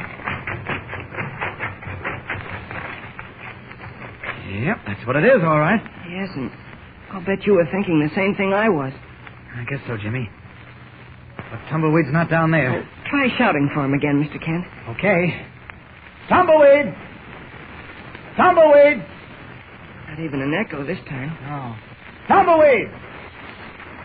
Tumbleweed! Gosh, what can we do now? Well, there's only one thing to do. Search those broken down shacks up ahead there. How about you? Do you feel like running? Sure, let's go. Okay. Well, here we are at the sheriff's office. You keep your eyes and ears open, Jimmy. I don't mind telling you, Mr. Kent. I'm plenty worried. Yeah. My heart's right down in my shoes. I feel the same way, Jimmy. Gosh, this place really looks like a ghost town in the moonlight. Uh-huh. Wait a minute. I'm sure I heard something that time. Listen. I don't hear anything but the wind. Wait. Tumbleweed! Tumbleweed! Echoes enough to give anyone the creeps. Shh, quiet.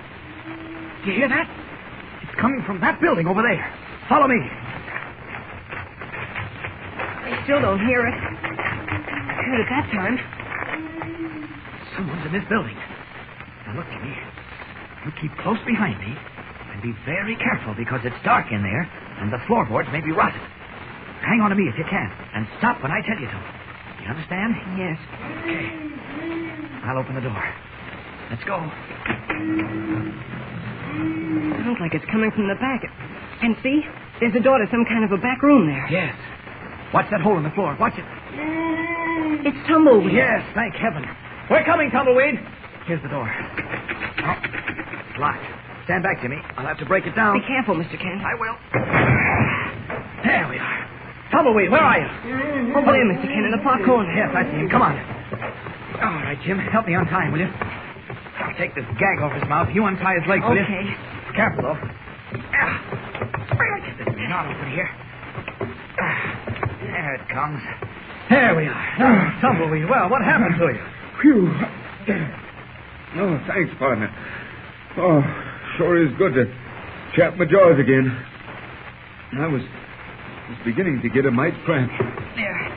Your legs are untied. Okay. Wait a minute now. Get your arms. Gee, Tumbleweed. There. I'm glad we found you. Well, no gladder than what I am, Jimmy. I sure am much obliged to both of you. Reckon a few more hours of this would have made me stiffer than a pair of Sunday go-to-meeting shoes. Who tied you up like this, Tumbleweed? What made you cry for help? We were coming out of the cave to see what had happened to you, and all of a sudden an avalanche closed up the entrance. Reckon he must have done that, too. Who, Tumbleweed? Why, the same hombre what laid me out cold. Who was it? I don't know. Now, wait. Suppose you start from the beginning and tell us exactly what happened. Well, when I left you to fetch the horses... Yeah? I didn't get more than 50 paces from the cave when, quick as a bucking bronc, some hombre reared up back of me. I seen him out of the corner of my eye, but before I had a chance to do more than let out a yelp, I felt like a mountain come down in my head. Jeepers. You didn't even get a chance to see who it was. No, sir. Went out like a candle in a storm. Well, when I come to, here I was, all roped up like a calf ready for branding. Well, was the man who did it in the room when you came to? No, didn't see hide nor hair of him. Gee whiz, it's lucky Mr. Kent heard you. I reckon it is. I heard you hollering for me. I thought I did. And then I started letting out my vocal cords as much as I could with that gag muffling me up. Gee, we had no idea what happened to you. Well, I think we'd better start back to the ranch. Not till I find the ornery hombre what left me with this headache. But it's pitch dark, Tumbleweed. Yes, Jimmy's right. You can't go prowling around here at night, certainly. Now, we'll come back in the morning and take up the trail of the silver arrows where we left off, huh? Well, maybe you're right, Mr. Kent. It's time we had some chow anyway. Boy, that reminds me. I sure am hungry. So am I. Oh, say, incidentally, Tumbleweed, you know the solution of the riddle on the third silver arrow depends on you. That right? Mm-hmm. Reckon I wasn't listening when you read it last time. What's it say? Well, let me tell him, Mr. Kent. Huh? I think I remember it. It said, pace 7 to the south, then face the east. Shoot this arrow where the sun shines least. Is that right? Correct, Jimmy. You got a gold star for the... What's that? Why, that's the same thumping I heard before. What do you mean? It went on for about 10 minutes after I come to.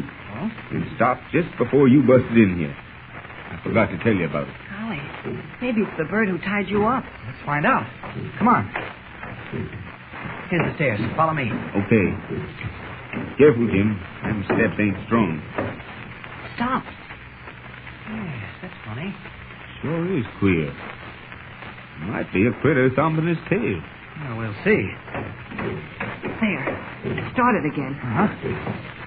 Here's the head of the stairs. And there's the room the sound's coming from. Be careful now. Don't take no unnecessary chances, Mr. Kent. He ain't got no guns, you know. I know. Don't you worry about me. I found a candle and some matches downstairs. Want me to light it? No, not yet, Jim. Here's the door. I'll try it. Donation. That thumping stopped again. Never mind that. The door's not locked. You two stand back out of the way, flat against the wall. I'm going to open the door. What will Clark Kent find in the second-floor room of the ghost town shack? Who or what is responsible for the weird thumping? The mystery of the silver arrow seems to be deepening, so don't fail to tune in again and follow each thrilling adventure with Superman. Don't forget, tune in again for the next thrilling episode with Superman. Look, up in the sky. It's a bird. It's a plane. It's Superman. Superman is a copyrighted feature appearing in Action Comics magazine. Presenting the transcription feature, Superman! Look, up in the sky. It's a bird. It's a plane. It's Superman! Yes, it's Superman, strange visitor from the planet Krypton, who came to Earth with powers and abilities far beyond those of mortal men. Superman, who can leap tall buildings at a single bound, race a speeding bullet to its target, then steel in his bare hands, and who, disguised as Clark Kent, mild-mannered reporter for a great metropolitan newspaper, fights a never-ending battle for truth and justice. But before we join Superman, listen. And now to our story. When Tumbleweed Jones left the cave of the Buffalo Bones to fetch the horses, he was attacked from behind and knocked unconscious. A moment later, an avalanche of rocks and earth blocked the entrance to the cave, imprisoning Clark Kent and Jimmy Olsen. But Kent, taking advantage of the absolute darkness to assume his true role of Superman, cleared an exit from the cave and with Jimmy started off in search of Tumbleweed. In Dead Man's Gulch, the ghost town near the cave, they heard muffled cries and found Tumbleweed bound and gagged behind a locked door in one of the deserted houses. Freeing him, they were about to start back to the ranch when they heard a strange thumping coming from the room above them. As quietly as possible, they crept up the creaky old stairs.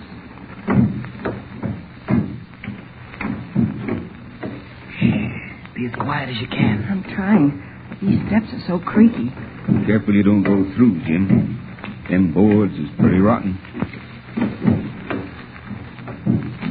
Here's the top of the stairs. Let's see. Something is coming from that room on the right. Stop. Shh, quiet. There it goes again. Yeah. It's just like it was before. When I was tied up downstairs, starting and stopping every couple of minutes. Look, Tumbleweed. You and Jimmy stand against this wall. I'll try the door. Ain't that a mite risky? Don't worry, I'll be careful. It isn't locked. Golly, it stopped again. You two stay where you are. I'm going to try something. Ain't no telling what's in there, Mr. Kent. We'll soon find out. Here goes. Come out with your hands up. We've got you covered. I said come out. We've got you covered. Don't appear to be nobody in there. Oh, yes, there is. I picked up a piece of candle and some matches downstairs. Want me to light it? Yes, Jim. Light it and give it to me, will you? Here you are. Okay, thanks. Now, let's look over in that chair. It's a boy. Well, yep, all tied up like I was. Quick, help me untie him. Gosh, bag almost covers his whole face. I'll take it off. There. What? Why, that ain't no boy. Tumbleweed's right. That's a girl. All right, instead of just talking about it, let's give her a hand. She's fainted, so the first thing to do is get her out of that chair. Right you are, Mr. Kent. Got to get her head down so that the blood will get back to her. That's right. Here, give me a hand. We can stretch her out here on the floor. And Jimmy. Yes, sir? Rub her wrists to whip up the circulation, will you? Okay, Mr. Kent. That's it.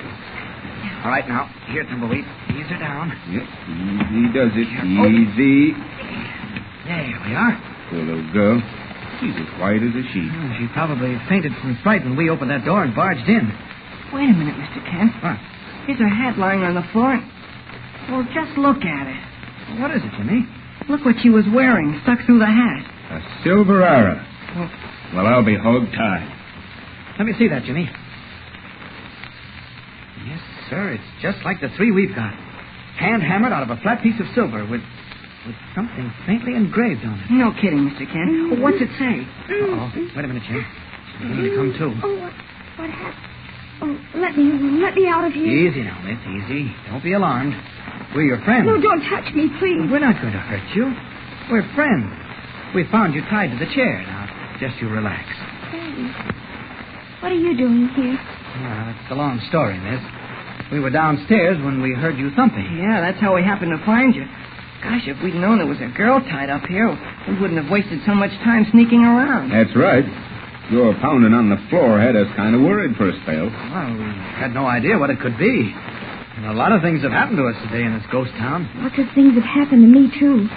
But I'm grateful to all of you for finding me here and releasing me. My name's Mary Lewis. Mine's Clark Kent. I'm a reporter for the Metropolis Daily Planet. This is Jimmy Olsen, our copy boy, and this is Tumbleweed Jones. Howdy, ma'am. Sure am pleased to meet you. So am I, Miss Lewis. You've no idea how happy I am to meet all of you. You certainly arrived at the psychological moment. Thank you, Miss Lewis. I'm glad we were able to help you. Please call me Mary. Oh, all right, we will. Now, Mary, do you want to tell us how you came to be tied up in this deserted house? Well, to begin with, I arrived in Lost Valley late this afternoon. Oh, by train? Yes. I rode out here right after I checked in at the hotel and changed my clothes. Uh-huh. Well, along about nightfall, I was poking around in these old buildings looking for something, when suddenly I heard footsteps coming up behind me, but I couldn't see anyone. It scared me nearly out of my wits, so I let out a scream and ran into a cellar. That must have been the scream we heard. Like to scare Jimmy here night or day. Yeah. It must have been Jimmy that frightened you. What, gee whiz, I wasn't really scared. Well, we won't go into that. Well, I admit I was. I stayed crouched in that cellar for over an hour. It was dark as pitch. Then suddenly I heard a grinding sound, like rocks rubbing together. Then I had a strange feeling that someone else was in the cellar with me. And when I looked around, I could just make out a tall, crouched figure. Golly, who was it? Don't interrupt you. Oh, I'm Oh, sorry. that's all right. I wanted to scream, but I couldn't. My voice was paralyzed with fright. I stood there watching that figure come closer and closer. And then suddenly everything began to swim before me and... Then you fainted? Oh, no. Well, first I heard a deep voice say, I know what you've come for, what everybody else wants, but you'll never live to find it. Oh? Then everything went black, and when I came to, I was tied up here where you found me. I realized I couldn't cry out with my mouth gagged, so I tapped my heel on the floor. But I guess I fainted again before you arrived. I don't suppose you'd be able to identify the man in the cellar. Oh, no, Mr. Kent. It was so dark I couldn't see him. But I think I'd recognize his voice if I heard it again. I was wondering, ma'am, what brings a pretty stranger like you to this old ghost town, Dead Man's Gulch? I came out here to look for something. What could you possibly hope to find in this deserted town? I'm sorry, Mr. Kent, but I don't think I can tell you. Oh, Mr. Kent, why don't you ask Miss Lewis about that silver arrow? What? Oh, yes. Where did you get that silver arrow you wear on your hat? What? Well, that's just an ornament. Are you sure that's all it is? Of course. Why do you ask? Well, because we have 3 of them. 3 silver arrows exactly like the one on your hat. Look. Oh. You see? They're mates. Same size, same weight, same hand hammering. And say, Mr. Kent, you forgot to read the engraving on that arrow of hers. Oh, you're right, Jimmy. Here, let me. What's it say, Mr. Kent? Very interesting. What's it say? I shot an arrow into the air, 'twill fall to earth, I know not where. Why, say that... If he who finds it has no fear, he'll search in the stream neath the galloping steer. Why, that's the same as the first arrow we found. Yes, Jimmy, exactly the same. Well, I'll be... Where did you get those arrows? We just found them, ma'am. We had lots of trouble figuring out where they were located, too. It was like a treasure hunt. Like a treasure hunt? Yes, you see, we found the first one accidentally. The verse on it led us to the second, and there was a verse on that one, too, which led to the third. And the third one? Where does that lead to? We don't know yet. No, you see, we just found that tonight in a cave where Jimmy and I were trapped. And I was clunked on the head and tied up in this building. And that brings us right back to you and your silver arrow. Will you tell us where you got it? Oh, I suppose I should. Especially since it's obvious to me now that we're both looking for the same thing. You mean you're on the trail of the silver arrows, too? Yes. That is, I'm searching for what the silver arrow leads to. I never knew there was more than one. So far, we have 3, and yours makes 4. There may be others. But suppose you start from the beginning. Forgive me for butting in, Mr. Kent. But this sounds like it might be a long and interesting story which will take time to tell. Why don't we hightail it back to the ranch, get some hot fodder under our belts, and be in the right frame of mind to listen? Oh, golly. I almost forgot about not having any supper. I think it's very thoughtful of you, Tumbleweed. Mary must be hungry, and so are we. I guess your story will keep until we get back to Tumbleweed's ranch, won't it? Sure it will. But really, I don't think I should impose on all of you anymore. I can go back to the hotel and... Now, ma'am, I won't have none of that. Tumbleweed's ranch is always open to whoever ain't too proud to be my guest. Just you make up your mind you ain't going back to no hotel tonight. Sure. It'll give Tumbleweed a chance to make some use of that fancy guest room in his ranch house. It's too nice for Mr. Kent and me. Well, if you're sure I'm not intruding... Of course not, Mary. Tumbleweed's invitation is sincere, believe me. And he's a wonderful host, too. No, I ain't neither, but I'll do my best to see that you're comfortable. You don't know how much that means to me because, well, I dreaded spending a night alone in that horrid little hotel after this ordeal I went through today. Sure, we understand. Well, let's not waste any more time. It'll take us an hour to get back to the ranch. Okay, let's mosey. Hope Cookie's kept some food hot for us. Don't you worry none about that, Jim. You'll have something. What was that? Look, over there on the wall. Another silver arrow. Sir, it's a silver arrow, all right. Just like ours. And it's got a note attached to it. Jim, bring that candle closer, will you, so I can read it? Uh-huh. That's it. Quick, what does it say? Wait a minute. It says, leave now and don't never come back. Give up looking for more silver arrows, or you'll be finding them in your backs.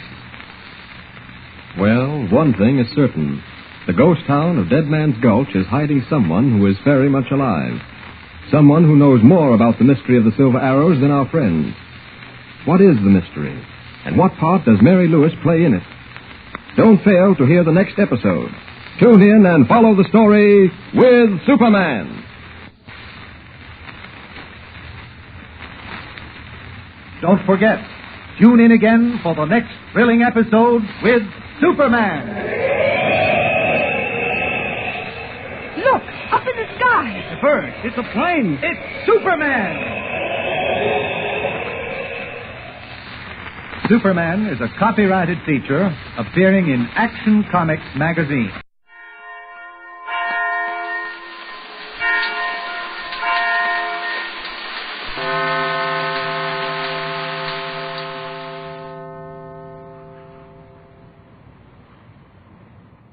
Stand by for Space Cadet in 30 seconds.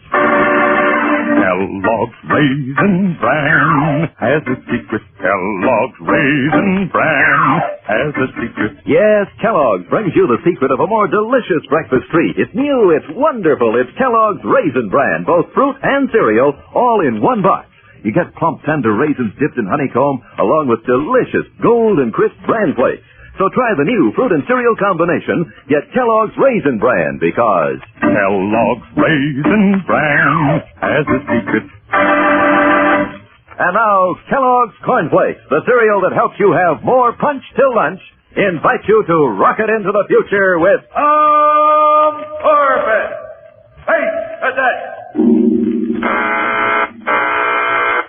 Stand by to raise ship. Blast off -5. 4, 3, 2, 1, 0. As roaring rockets blast off to distant planets and far-flung stars, we take you to the age of the conquest of space with Corbett, Space Cadet.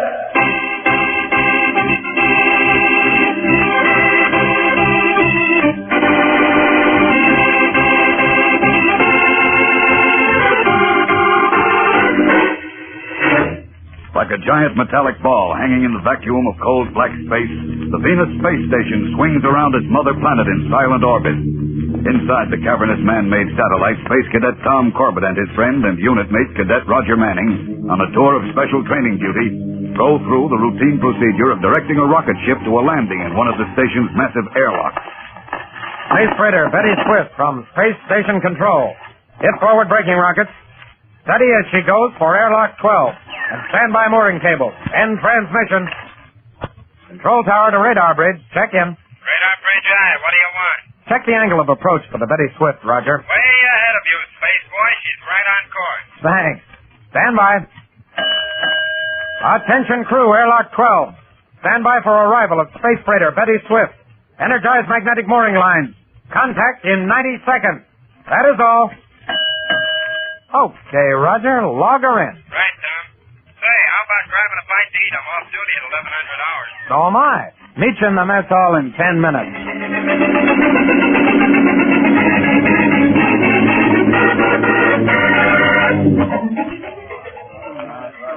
So then I told her I was coming back in 3 days. She could take it or leave it. And she took it. she'll be waiting at the gate when we get back to the academy. Honestly, Roger, don't you ever get tired of talking about girls? Oh, no, Tom. Space dolls and spaceships, that's for me. Well, changing that frequency setting on the radar just to talk to a girl almost got you thrown out of the academy. Yeah, it was close, but you gotta admit it was a good idea. If it hadn't have been for Captain Strong making Loring confess to sabotaging that space freighter, you'd be headed back to Earth with Captain Strong facing a charge of murder, the way Loring is now.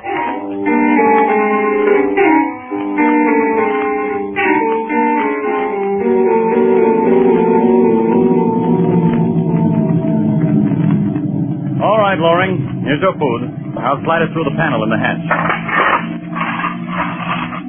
Hey, how about opening up, Strong, so I can take a little exercise? Cabin's so small I can hardly stand up. Well, you should have thought about that when you sabotaged that freighter. All right, safe and sound. Are you going to let me out or not? Well, I guess it is a little cramped in there. All right. You've got 5 minutes. 5 minutes? Don't do me any favors. And be careful, Loring. Go on. You can put away that Ferrari Strong unless you're afraid of me. Just keep walking. You guys in the Solar Guard give me a pain. Nothing but a bunch of self-righteous clowns playing soldier. What do you get out of it? Glory? A man like you wouldn't appreciate what it means to live honorably and fight injustice. I suppose the Solar Guard taking away my franchise for space freighting wasn't an injustice, huh? Well, you forced them to, Loring. What do you mean? You made unscheduled flights in obsolete ships. You had 7 accidents. Nothing wrong with those ships. It's the pilot, Rod. Just like you to accuse someone who can't defend himself. Now, with Rod dead, you'll have a hard time convicting me. It was his idea to sabotage the ship. You forget we have your testimony on record. Yeah, but... Keep walking, Loring.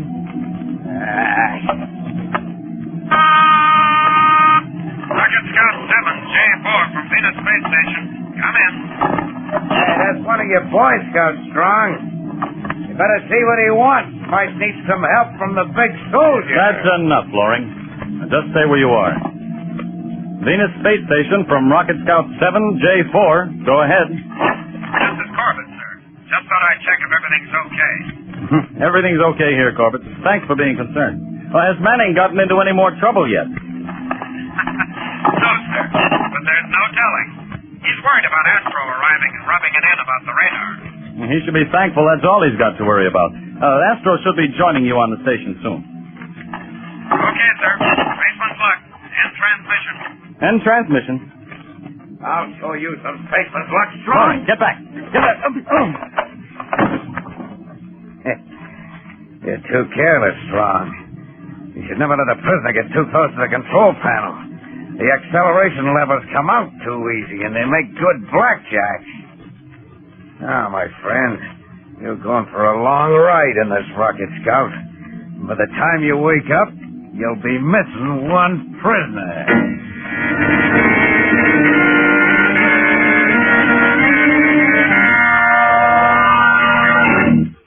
Say, when things start happening to the Space Cadets, they happen fast. That's why a Space Cadet makes sure he's ready for action right from the time he rolls out of his bunk in the morning. First thing, he heads for the mess hall and helps himself to a good, nourishing breakfast built around Kellogg's Corn Flakes. A Space Cadet knows Kellogg's Corn Flakes are quick energy food that they help him soak up for a quick blast-off. As Astro would say, if you want to be a real space ace, you want to stay right in shape. And that means getting the right kind of food. Now, take breakfast, for instance. A bowl of Kellogg's Corn Flakes is a bowl of real, quick energy food. And when I pour them in the bowl, I know I'm going to like them. Take it from me, if you want to keep in shape, have yourself a good, nourishing breakfast every morning and build it around Kellogg's Corn Flakes. Right, Astro. And fellows and girls, you'll be helping yourself to more punch till lunch. More punch till lunch. So start enjoying Kellogg's Corn Flakes, the favorite ready-to-eat cereal of the whole universe. And now, there's a big announcement coming later in the show about a special offer from Kellogg's Corn Flakes. So call Mom to the radio because she'll want to hear all about it.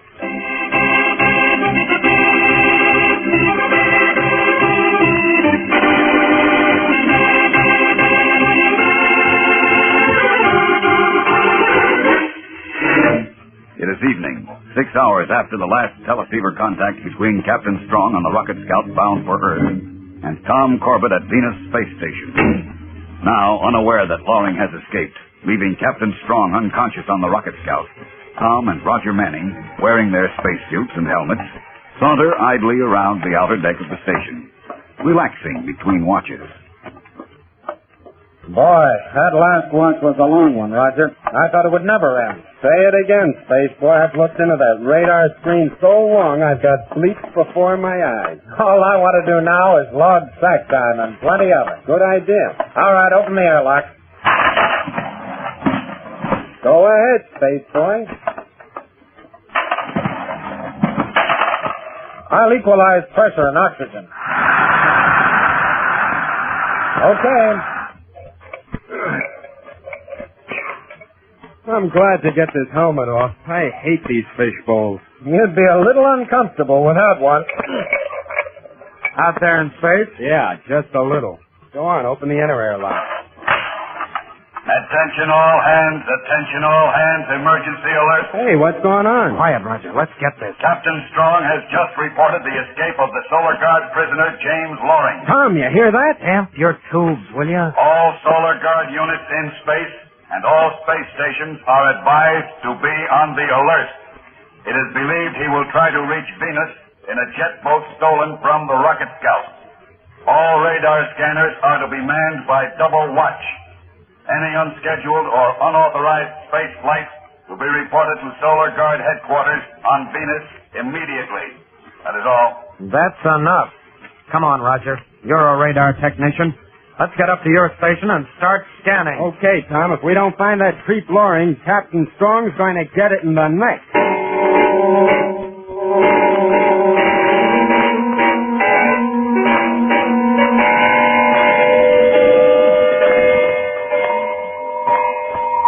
Hey, Tom. You take over for a while, will you? Give me a chance to rest my eyes. Sure thing, Roger. You didn't fight anything, huh? Nope. Nothing but space junk, small meteors and things. Oh, and those 3 spaceships that landed a few minutes ago. I wonder if Astro was on any one of them. He sure was, Tom. Huh? Astro! In the flesh. Well, blast me to space dust if it isn't the old Venusian grease monkey. Astro, are we glad to see you? Hey, stop it. Now, cut it out. Quit it, fellas. Wow.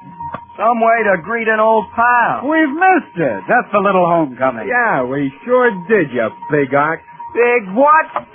Hey, put me down. Stop squeezing me. You're killing your best friend.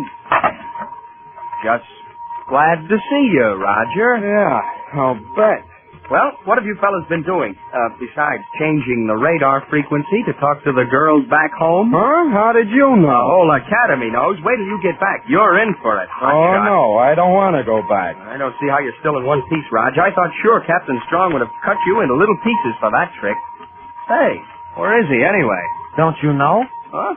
Know what? He's in trouble, Astro. Loring escaped. Crater's a Luna. How did that happen? Loring slugged the skipper and beat her down to the rocket scout in a jet boat. And if he isn't found, Captain Strong's liable to be busted. Uh-oh, he is in for it. Blast it, there ought to be something we can do. Sure. If we were in trouble, Captain Strong wouldn't hesitate to help us. You're right. He helped me with that radar routine. We don't even know where Loring is. Well, he escaped in a jet boat. And he can't get very far in that. Well, Captain Strong said he might try to get to Venus. Astro. Yeah? Where would you go if all you had was a jet boat and you wanted to hide where no one would find you? Gee, I don't know. Isn't there any place on that jungle-infested planet that That's it, sure. What? The jungle. Why, I used to hunt there when I was a kid. Boy, it's plenty wild. Good place for you. Oh, cut it out, Roger. This is serious. Go on, Astro. Well, the jungle's right on the equator. Stretches for thousands of miles all around the planet. I used to hitch rides on jets hauling freight and supplies down to the mining camps. And I went out into the jungle to hunt dinosaurs. Dinosaurs? Are you kidding? They went out of style on Earth millions of years ago. Maybe on Earth, but there are plenty of them on Venus. Dinosaurs, giant lizards, pterodactyls, everything. Nice, friendly place. Could a man hide there? And how? Besides the jungle itself, there are plenty of old, worked-out mines. If Loring went there, you'll never find him unless he wants you to. And Loring isn't coming out unless he's forced. Well, we're not doing any good sitting here and gassing. Let's go. No, Roger. We got into enough trouble around here. Astro and I will take a jet boat, and if we're lucky, we can be back here before anyone misses us. How about it, Astro? Fine by me. Hey, you're not leaving me out of this. You're staying, Roger. If I have to tie your legs with your arms and stuff your hands and feet in your mouth. Why, you overgrown hooker. What? Okay, I'll stay. You don't have to get tough about it. Well, that takes care of Space Boy, Tom. So let's go. Right. We'll find Loring if we have to turn Venus inside out. Make sure he doesn't find you first. If he does, it'll be a relief not seeing your ugly puss again. Let's blast, Tom. Right behind you, Astro. Hey, fellas. Yeah, what now, Roger? Nothing. Just spaceman's luck.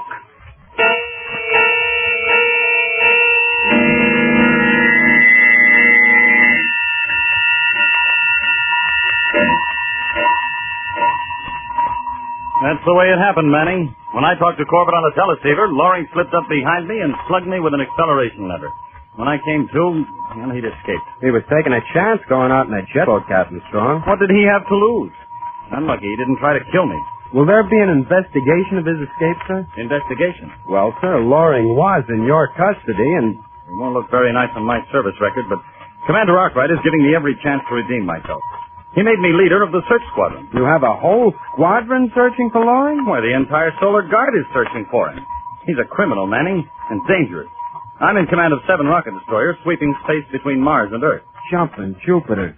And Tom and Astro just went after him in a jet boat. They what? Yes, sir, when we found out what's on you, so Astro and Tom blasted off in a jet boat to go looking for him in the Venusian jungle. Those little idiots. They only wanted to help you, Captain Strong. Oh, yes, of course. I appreciate what they're trying to do and why they're doing it.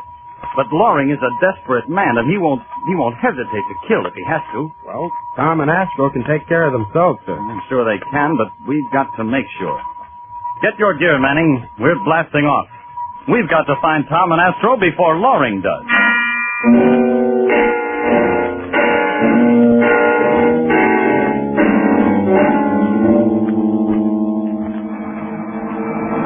Well, we've been searching for nearly 2 hours, Astro, and no sign of him. Our fuel's about gone. I guess we'd better start back. Useless to keep looking for him in this place. We'll never find him. Well, here we go, then. Hey, wait a minute, Tom. Look, over there. Huh? What? To starboard, down by that abandoned mine shaft. See, there's a shack in... Right beside it is a jet boat. Hang on. We're going in for a closer look.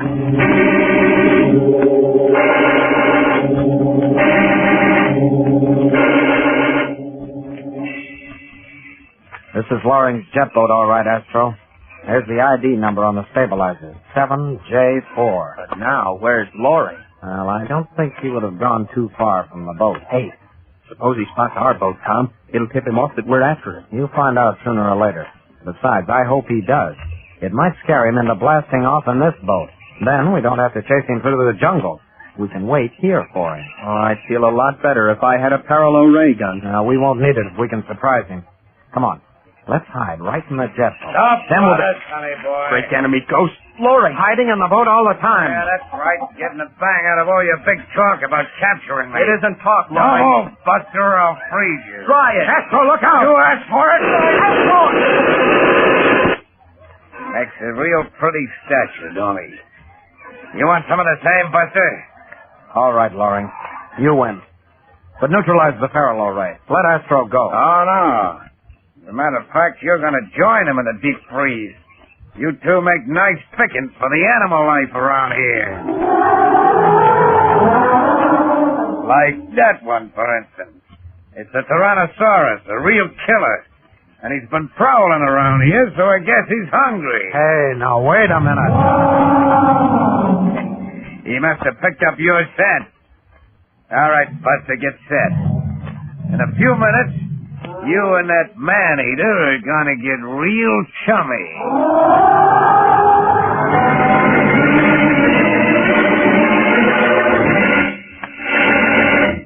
Looks like a big, exciting adventure is coming up for the Space Cadets. And here's a big, exciting announcement for Mom. Did you call her to the radio? Swell. Mother, have you sent for your baking set? The wonderful 10-piece baking set Kellogg's is offering? It's an amazing bargain, too good to pass up. Just listen to all you get. A new kind of mixing bowl holds a generous 5 cups, 4 standard measuring spoons, 4 cookie cutters, a handy bowl scraper, and beater combined. And each piece sparkles and gleams with color. Cheery reds, sunny yellows, brilliant greens. There's such cheerful, gay colors to have around your kitchen. And wait till you see the bowl, made of a new kind of plastic that's absolutely unbreakable. You can even wash it in hottest water. The cookie cutters are different, too. They're real clever, shaped like hearts, diamonds, clubs, and spades with such keen, sharp edges. And what a bowl scraper. The curved edge makes it extra handy. And listen, all 10 pieces are yours for less than you'd pay for the bowl alone. Just send 50 cents and the tops from any 2 boxes of Kellogg's Corn Flakes to Kellogg's, Box 926, Toronto, Ontario. That's 2 Kellogg's Corn Flakes box tops and 50 cents. Send to Kellogg's, Box 926, Toronto. But hurry, send for yours today.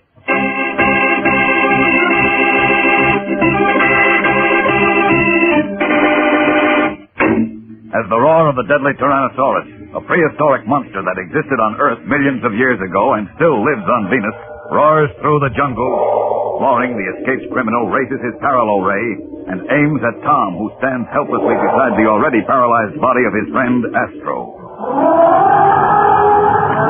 Here he comes, Junior. Less than 100 yards away. I'm going to leave you two for him. No, Loring, you can't. It's murder. What do I care? So long, Buster. I'll watch the party from my jet boat upstairs. Have a good time. Loring, wait. No, Loring! And that takes care of both of you.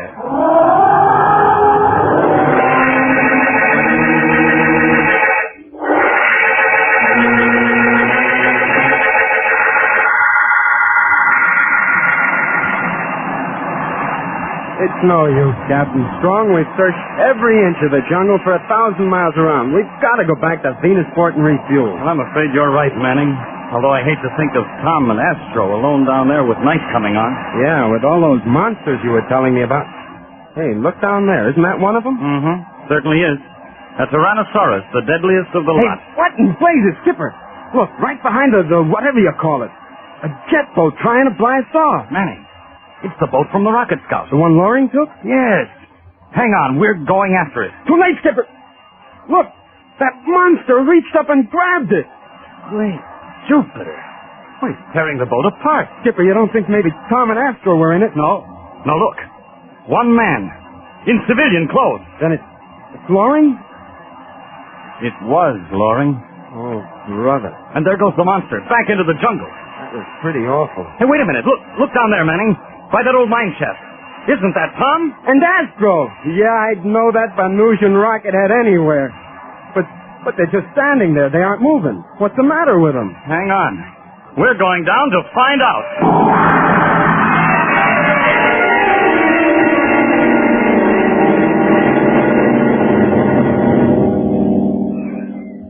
Skipper, you don't know how awful it felt. Seeing your jet boat and not being able to wave or anything. This was the first time I was ever hit with a parallel ray, and I don't ever want to go through it again. It didn't do you any harm, Astro. You're good as new. I don't know, Roger. I still can't believe Tom and I were at the main course on that monster's menu. Well, what happened here anyway, boys? Oh, we walked ourselves right into a trap, Captain Strong. And Loring froze us and left us for that Tyrannosaurus. But how come it got him? He made a mistake. By freezing us, we couldn't move. Couldn't run or anything, but he moved. Ran into his jet boat. And when the monster came through the trees, well, he was attracted by the movement. I see. And it ignored you to go after Loring. That's it, sir. Sure did a job on that jet boat. I hate to think of what it could have done to us. Oh, well, it wouldn't have touched you anyway, Astro. Oh, no? Nah, with that tough Venusian hide of yours, you would have given him a first-class stomachache.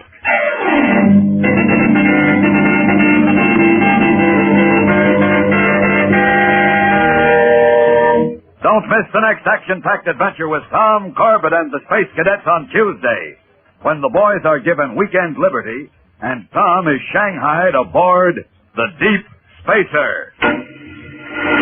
Tune in, same time, same station, for the next thrilling interplanetary adventure with Tom Corbett, Space Cadet. Brought to you by Kellogg's Corn Flakes, the cereal that helps you have more punch till lunch.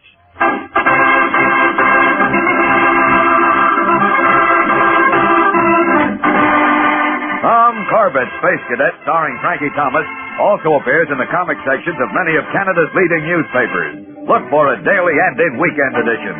Featured in the cast are Al Markham as Astro, Jan Merlin as Roger Manning, and Edward Bryce as Captain Strong. Today's program was directed by Drex Hines. Jackson Beck speaking.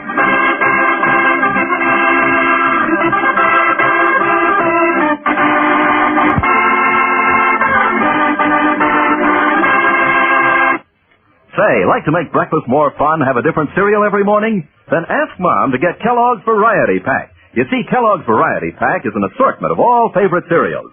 10 individual-sized packages in one handy carton. With Kellogg's Variety on the table, you can pick and choose to your heart's content from such favorites as Kellogg's Corn Flakes, Pep, Rice Krispies, Kellogg's Raisin Bran, and others.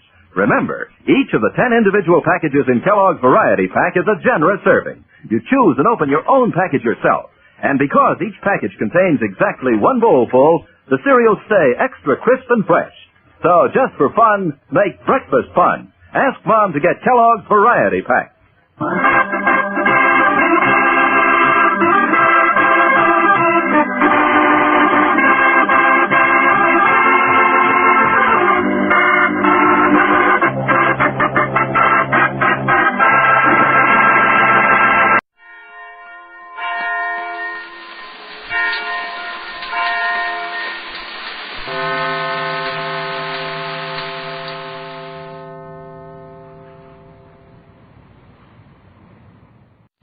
Tired of the everyday grind?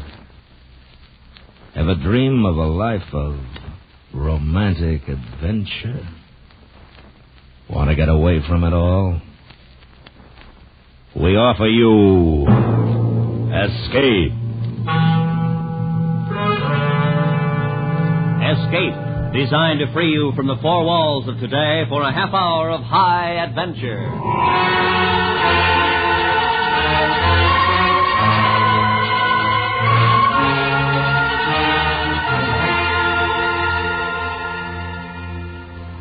You are trapped in a snowbound cabin in northern Canada, the temperature slowly dropping, while across the table from you, his eyes staring at you, is your only companion, a madman, waiting for his chance to kill you.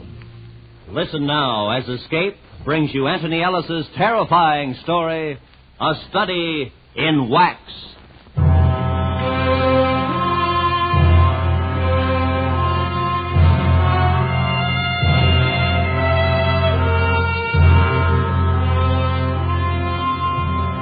It was late October when the radio shack burned down. We never did decide whose fault it was.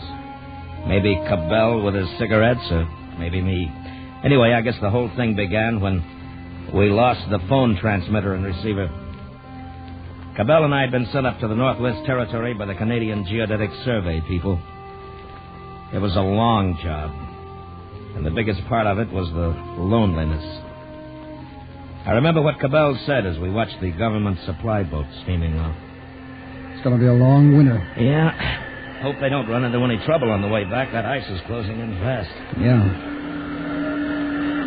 Well, so long, fellas. See you next spring. It's getting cold. It feels like snow. Probably gets on tonight. Yeah. Well, we might as well get the rest of the stuff unpacked, huh? All right. It's kind of lonely with them gone, you know? Yeah. I guess it's the quiet. You better get used to it. Oh, I will. It's funny that after spending most of your life in cities, I suppose you feel this kind of thing more. There's an awful lot of nothing out there. You need a drink. Come on. It wasn't that Cabell was moody or anything like that. I think he wasn't used to being out of touch with people and things he was accustomed to in the cities. I was the opposite. I kind of liked the loneliness. As a matter of fact, now that I think about it, we were a pretty strange couple to hit it off the way we did. And when you got 7 months to spend alone with another man, you got to be sure of each other. And we thought we were. Until after the radio was gone. That day it burned, we stood in the snow watching the embers glowing and wisps of smoke rising into the cold sky. Well, it's gone. Well, we still got the code center, just in case. Yeah, I know, but I'm going to miss the programs and the music. I tell you, we could send a message to the base, if you like. Ask him to fly out another Oh, receiver. no. You know old McLeod. He'd boil. Waste of money, probably take it out of our pay. No, we'll do without him. That's all right with me. You're a hearty soul. I don't think you'd mind if you had to stay here alone for 7 months, you know? It'd be dull. I wouldn't have anybody to beat at chess. Well, I think we better use the theodolites tomorrow. Get to work on that western section over the range. Triangulation. Oh, Jack. Yeah, what? If it was my cigarette that burned down the shack, I'm sorry. Forget it. I may have done it myself. Forget it.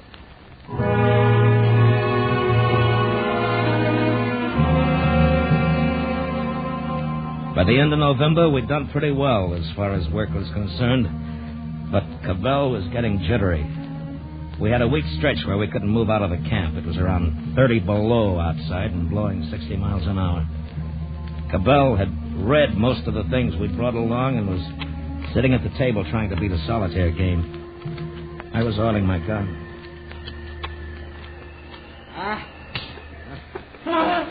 Odds are against you every time. Oh, I know it. Oh, I wish this weather would ease off. It will. Hey, I got an idea. What? What do you say we open our Christmas presents tonight? Our Christmas? Yeah. It's November. I know, but I'll bet there'll be some books. I told my folks to pack some books. Yeah, well, what'll you do when you finish? I don't know, but I've got to do something. I just wish we had the radio. Look, we can send a message. If McLeod wants to cut our heads off for burning up his property, he'll have to come here to do it. If not, maybe he'll be feeling good and send it to us. Well, it's worth a try. Do you mind? It's not you, Jack. We talk and play chess, and it's swell, but I miss the outside. I feel like... Well, I know. Give me a pencil. Sure, I'll get it. Here you go. Thanks. Yeah, how does this sound? Radio shack burned to ground. Can you send new receiver? Mm-hmm. Have only small set on fixed channel. Jack, couldn't you say emergency? No, that'd go over big with McLeod. We miss Canadian and U.S. mystery shows, must continue to hear them in order to keep up our work. Leave it as it is. Switch on the generator, will you? Sure. It's kind of stuffy in here, isn't it? I was thinking it was cold. Old woman. Well, here we go. McLeod's gonna love this.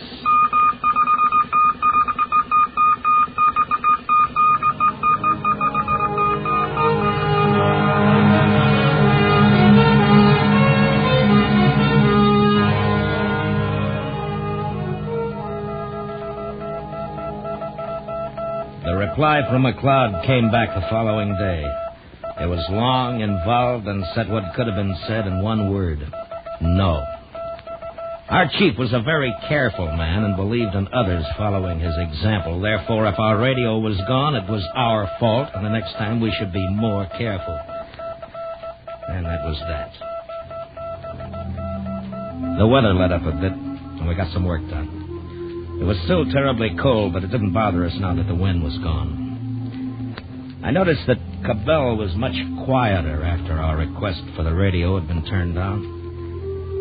I began to get a feeling as though he blamed me for it. So, a week before Christmas, we'd just finished supper, and I said, Larry, about those Christmas presents... What about them? What do you say we open them, huh? Well, I thought you didn't want to until Christmas. Well, I changed my mind. No? What's the matter? You trying to be nice to me? I can take this as well as you can, you know. I don't need you feeling sorry for me. Oh, I'm not sorry. I don't give a good stink one way or the other. I'm just saying if you want to open the packages now, it's all right with me. They're yours. It's not my business. Now, forget it. Do what you want. Oh, wait a minute. Will you open yours? Sure. Okay.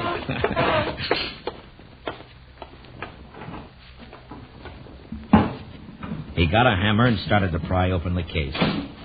Our families and friends had done their shopping in August, and we'd put their gifts together in the case. And at the sight of those colorful wrappings, Cabell began to smile. Oh, mother of mine. He was back in touch again.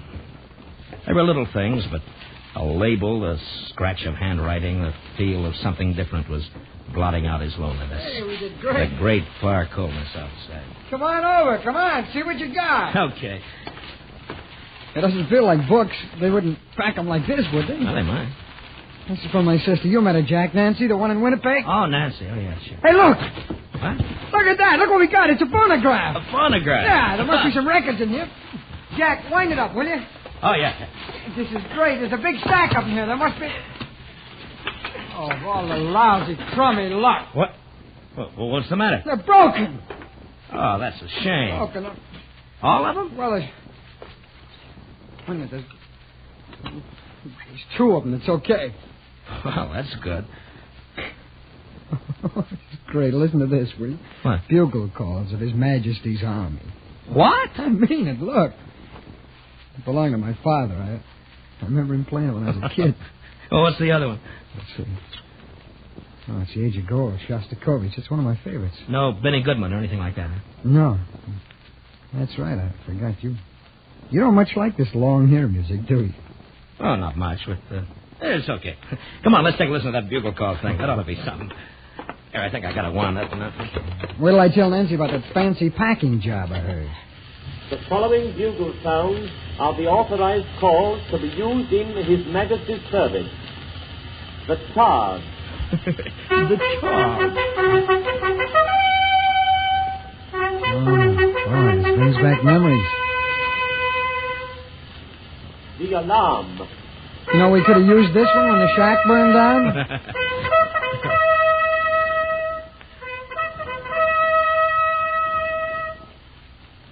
Officer's call. No. On this one, everybody comes. No, it's the next one. Yeah, We got a lot of laughs out of that old record. Played it a couple of times and had a couple of drinks. And I tell you, that phonograph, even with only 2 records, it made a lot of difference to us. The strain seemed to be gone. And then Cabell put on his Shostakovich and got lost in it. To me, it wasn't much. It was all cluttered up with a lot of noise that hurt your ears. He must have played it a half a dozen times while we unwrapped the rest of the things. There were a lot of books and magazines, and that was real good. I figured we could stretch them out for at least 3 months, which would take us into March. But by the next day, the weather turned bad. A blizzard came down. We stayed inside until the day after Christmas. And Cabell, he was like a kid. He smoked cigars, drank brandy, listened to his record, and read. And in 10 days, he'd read every single thing. And then he had nothing to do but listen to his record.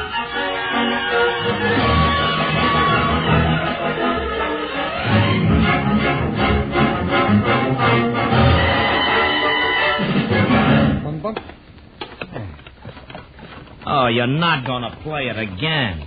Sure, you mind? Well, I wouldn't mind not listening to it for a while. Why don't you try the bugle calls? They're quieter anyway. Learn to appreciate good music, Jack. You're missing something. Well, maybe I will. But not from that. It's beautiful. Well, not to me it isn't. Why don't you let it go for a while, huh? All right. I feel that way about it. How about a game? No, not right now, thanks. I want to finish reading this article. What are you reading? Oh, yeah, I read that. That's not much. You know, that guy never could write. Oh? I think it's pretty good. Depends on what you're used to reading, I guess. What kind of a crack is that? Nothing. It just depends on what you're used to reading, that's all. Does that make me a lowbrow? Oh, you said it. I didn't. You better check the oil outside. I did it yesterday. It's your turn. I did it this morning. In this weather, we do it twice a day. You remember? Oh, yes, sir. You trying to be funny? No, I just didn't like the way you said it. We're both in charge here, you know. Not you or me. Nobody gives orders here. We share the responsibility. Okay. Then do your share. All right. I'm going out to check the oil, and not because you say to do it, you know, but because I want to. Well, good for you!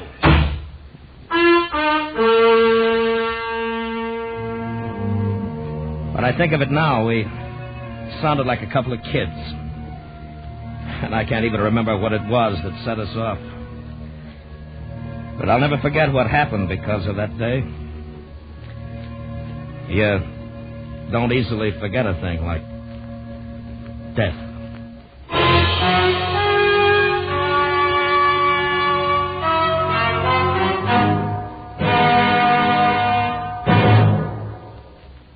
We will return to Escape in just a moment. But first...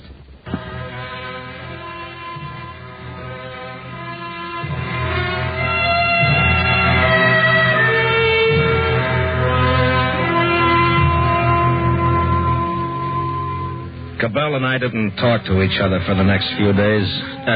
Not the way we used to, I mean. Just conversation that was necessary to do our work. And that was it. He didn't play his record either. New Year's Eve day, we got a couple of messages through in code from our families. And I guess we both felt pretty bad. Cabell was trimming the oil stove when I decided to try and make things up. Say, Larry. Yeah? Look about that business the other night. I'm sorry. It's my fault. Really. It's kind of silly, you know. Yeah. You know, it's probably just as well that we had the bust up then. There's still 3 months to go before that ship comes back. Yeah, I know. And thanks for not playing that record. It's okay. I should stop. It gets on my nerves. You know something? I got something that's good for that. What? What do you got there? Something to toast the new year. Champagne? Yeah. And 2 bottles. Oh, what an idea. Oh, Jack, this is wonderful. We'll stick them outside for a couple of minutes and cool them Well, off. here, let me have them. I'll do. Okay. Oh, bring a touch in, too. Oh, that's cold. You want to know something? What? The best thing for you and me to do tonight is to get roaring, stinking drunk. Champagne with brandy chaser. Right. Happy New Year, Larry. Same to you, Jack. And we got drunk. We got red-eyed drunk. And we talked about women and ourselves and our dreams. And it was sloppy and it was great. The kind of a haze you get when it doesn't matter and you're feeling good about everything. And it was fine. Until Cabell decided it was time to hear some music. I didn't mean to. Jack, I want you to really listen to this now. I mean, really listen. This Shostakovich, he makes them all look sick with this thing. Now, I want you to really listen. I know. I don't want to hear that thing. Don't. No, I don't want to give hear it it. a chance. Just listen. But I don't like it, Larry. Well, now, listen. I'm going to explain it. Listen to what he does with the rhythm. That's great music, friend. That's really great. That's not music. It's a lot of noise. It's a noise. Jack, shut up, will you? You're not listening. Don't tell me to shut up. You know, you just don't understand good music. That's the matter with you. I understand it. I don't want to listen to it. Well, I want to hear it. Now, Jack, don't take that off. Take your hands off of me or you're going to get hurt. Now, listen, Jack. You stay away from that machine. Get out of my way. Hey, don't get pushy, friend. I'm going to kick your brains out for that. I'm sick of you and your filthy music and everything. Touch that record.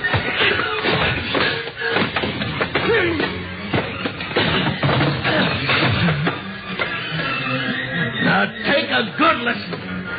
Because you're not going to hear it anymore, this thing. Not as long as I'm here.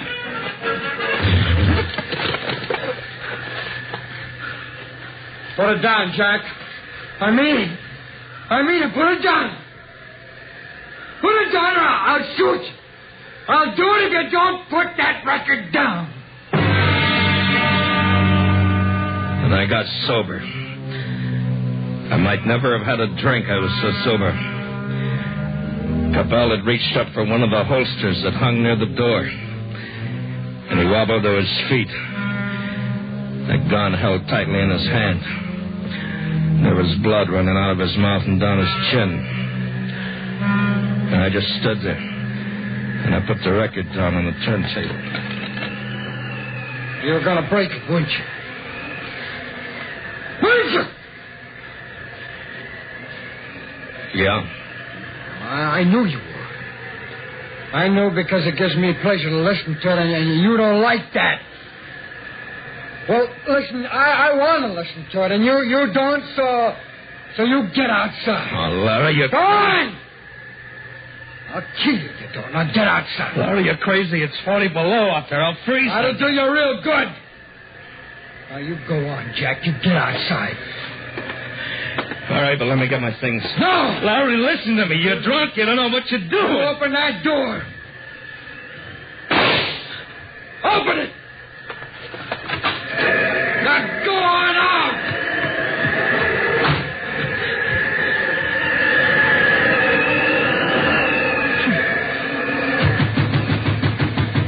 Larry! Larry, let me in, Larry! Larry, you hear me? Let me in, Larry! And inside, I thought I heard the music again. He was crazy. Crazy drunk. I went around to the back trying to get away from the wind, but it wasn't any good. There wasn't anywhere to get away from it. I've seen what happened to men caught in the open this way, and I knew how quickly it could happen. So I ran and I jumped. Anything to keep moving. And all the time I couldn't believe it was happening. I don't know how much time went by. Maybe it was a minute. Maybe it was 10. Jack! Jack, where are you? Jack! I heard him calling. Through the flurries of powdered snow blown off the roof, I saw Cabell standing in the doorway. And I saw the gun still in his hand, hanging by his side. Come on in, Jack! And I forgot the cold. Jack! I only knew that Cabell had gone mad and he was going to kill me. Somehow I had to get him away from the cabin, get him outside where I'd have a chance. I waited for a minute and then... Larry! Larry, over here, Larry! Over here! I knew that he'd heard me. And I saw him move out from the doorway. Hey, did you hear me? Where are you? Over here! Over this way! And I moved back behind a hummock. I thought I might be able to make a wide circle and double back to the cabin before he knew what was happening. Jack, I couldn't hear you. Hurry! Jack, where are you? Larry! Larry! And the wind burned my eyes so that I couldn't see, and I tripped and I fell. My hands, bare, didn't feel the coldness of snow any longer. Jack! Jack, over here! Jack, did you hear me? He must have seen me. He was close enough to shoot. And I tried to run, stumbling, falling. And then it was easier, and I was going downhill. But he was behind me. Jack! Jack, come back, Jack! Jack, it's all right. Come back! And then there was something different in the feel of the ground under me. It wasn't ground anymore. Not snow. It was ice. Jack! I'd reached the shore, and I was going out on the frozen sea. Jack, don't go up there! And I began to imagine that I could feel the movement of the sea under me, and suddenly it didn't matter anymore. I didn't care. I didn't run. I just wanted to lie down. I just wanted to lie down. Jack, take it easy. It's all right. It's going to be all right. You don't have to be afraid. Jack, you can have the gun if you want. When it happened, the fellow was no more than 8 feet away from me. But I just lay there watching, waiting for him to shoot. And the dark ribbon that split the ice grew wider and wider. A semicircle of ice had cracked away. It wasn't very big, and it was drifting out away. And the ribbon was no longer a ribbon. And at that moment, I knew that he hadn't wanted to kill me. That I'd been wrong. Larry! Larry, jump in! Swim! Now, come on, swim! You can make it! I can't! Come on, Larry, swim! I can't swim! I can't swim, Jack! Well, try to! You gotta try! Please, hurry, Larry!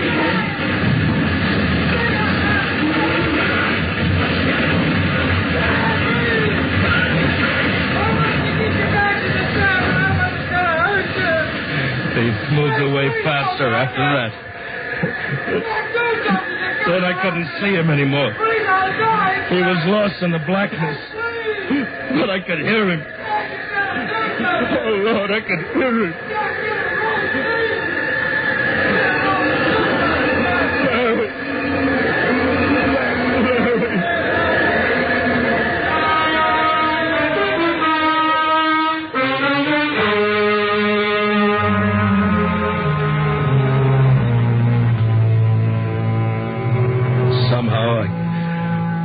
I got back to the cabin. And I remember getting the transmitter switched on, sending the message through. Then I got a flashlight and my furs on. I don't know how long I was down there on the ice, shouting, looking. But I knew he was gone. I'd never see him again. And in the gray morning, the planes came. And for 2 days they searched until the weather forced them back. And that was all. They flew me back to the hospital. Maybe I'll lose my hands, maybe not. Not sure yet. Well, it doesn't matter anyway.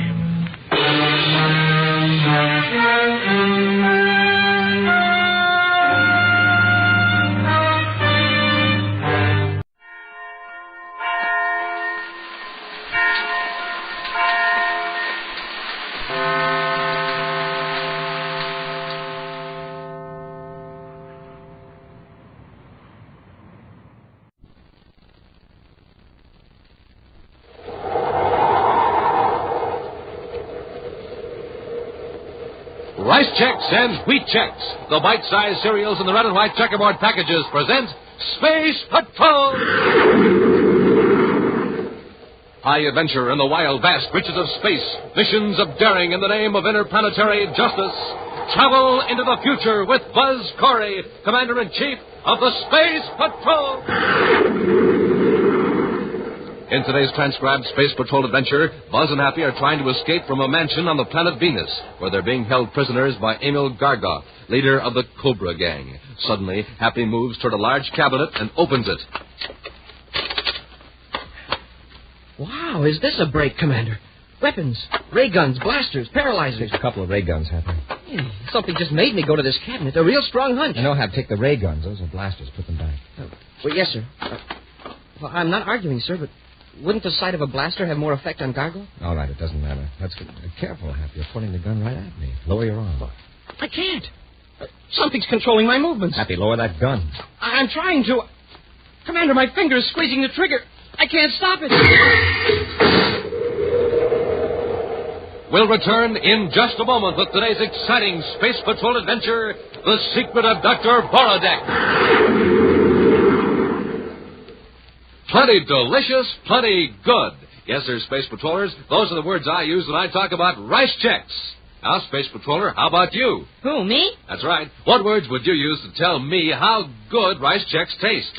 Super keen and senior, George. That's the way Rice Chex taste to me, Captain Tufeld. Swell. And hey, how about that modern bite size that Rice Chex has? What do you say about that?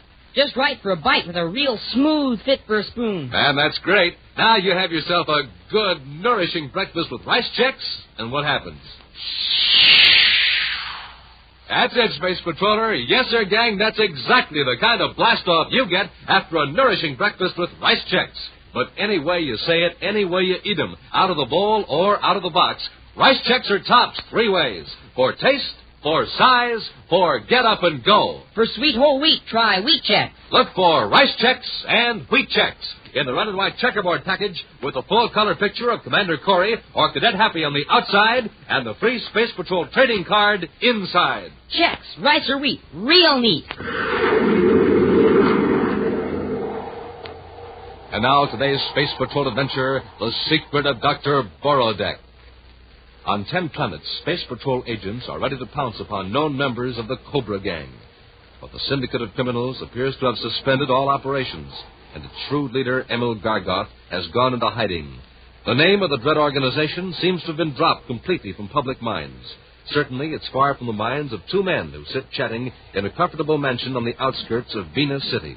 One is the wealthy and elderly Andrew Means, retired interplanetary financier. The other is his host, the youthful-appearing Dr. Clement Borodeck, a mysterious yet popular figure in United Planet society. After a lengthy discussion, Andrew Means suddenly turns to Dr. Borodeck. Dr. Borodeck, I want to know your secret. Secret? What secret? The secret that has enabled you to live for centuries. Mr. Means, are you sure you feel well? Now, don't try to change the subject. You're a man of mystery, Dr. Borodeck. You live well. Your fine mansion here, your splendid laboratory, the freedom to travel. Now, I don't know how you get your money, and I don't care. But you do have something that I want. The secret of a long life. Life 2 or 3 times beyond the normal span. Mr. Means, a man of your wisdom certainly can't fall for this superstitious gossip about me. Doctor, I've had you investigated. I've done some of it directly in my talks with you. No man could know so much about so many things unless he had lived through them. I happen to have a deep curiosity and a photographic memory, that's all. Dr. Borodeck, I have documents to prove that you were living 125 years ago. Yet, today you could pass for 35. I will pay you for that secret. Really, I don't know whether to be flattered or insulted. Now, Doctor, I'm an old man. With the best of care and medical attention, I can't expect to live many more years. But you can prolong my life, just as you have prolonged your own. Tell me how, and I'll give you anything you ask. I'm sorry, Mr. Means, but you let your fears and your desires deceive you. Now, if you'll excuse me, I have an experiment underway in my laboratory that requires my attention. In his central office at Space Patrol headquarters on the man-made planet Terra, Commander Corey goes over reports from Space Patrol agents with Cadet Happy. Well, from the looks of these reports, the Cobra Gang certainly seems to have run out of business. Yes, sir. Maybe we finally scared Gargoth into quitting. He may have quit, but I haven't. Yeah, but unless Gargoth does something or shows himself, how can we get him? There are 2 reports here that merit looking into, Happy. A man of Gargoth's description was seen in Mercury City with a certain Dr. Borodeck. Dr. Borodeck? Who's he? Well, my personal opinion is that he's a fraud. He makes a specialty of getting into the good graces of important people. Oh, hobnobbing with the elite, huh?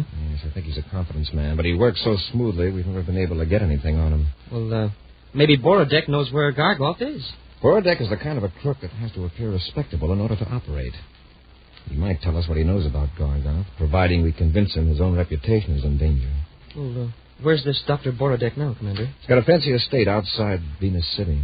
Oh, and we were blasting off for Venus tomorrow anyway. Right. We just arranged to drop in on Dr. Borodeck. In his mansion on Venus, Dr. Clement Borodeck walks briskly down the corridor leading toward his laboratory. But as he enters the room, his placidly confident face assumes an expression of worry and distrust.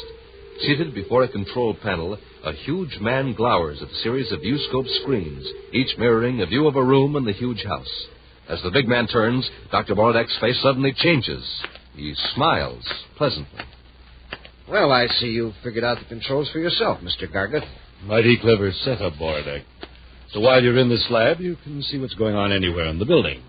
Oh, I frequently have guests. It helps me maintain my reputation for being able to see into the past and into the future, just by knowing what's going on in the present. Yes. I've just watched the way you handle Andrew Means. I'm afraid you went too far, Borodeck. You practically insulted him. Of course. Nobody dares insult Andrew Means. When someone does, he's intrigued. Especially when that person has something Means wants. Then you think he'll be back with another offer? Of course. He's back in his suite in Venus City Hotel. brooding over the fact that I have the secret of long life. The secret he wants more than anything in the universe. Yes. I am amazed that he fell for the fantastic idea. He actually thinks you're 200 years old. Why shouldn't he believe it? Didn't we make sure that his agents would find evidence of it? How much do you think he'll pay for your secret? If you'll let me work with him, all he has. But it'll take time. How much time? A month, perhaps? I can't wait. If you can get me 1 million credits within a week, I'll give you a quarter of it. Make it 300,000, and I'll include my latest invention, the robot suit. Look, Borodeck, let's not try to bargain. I need a lot of money, quick. You can get it from Andrew Means without involving the Cobra gang. But you couldn't get it from Means without my connections, my agents who planted the evidence of your immortal youth. Now, so we quit stalling. All right, Mr. Gargeth, forget the robot suit. I can easily find other buyers. I'll settle for a quarter of anything I get from Andrew Means. Good. Borodeck, tell me the truth. Can you actually control the actions of anyone wearing that robot suit? Of course. If you like, I'll show you how it works. We might even use it on Andrew Means. Oh.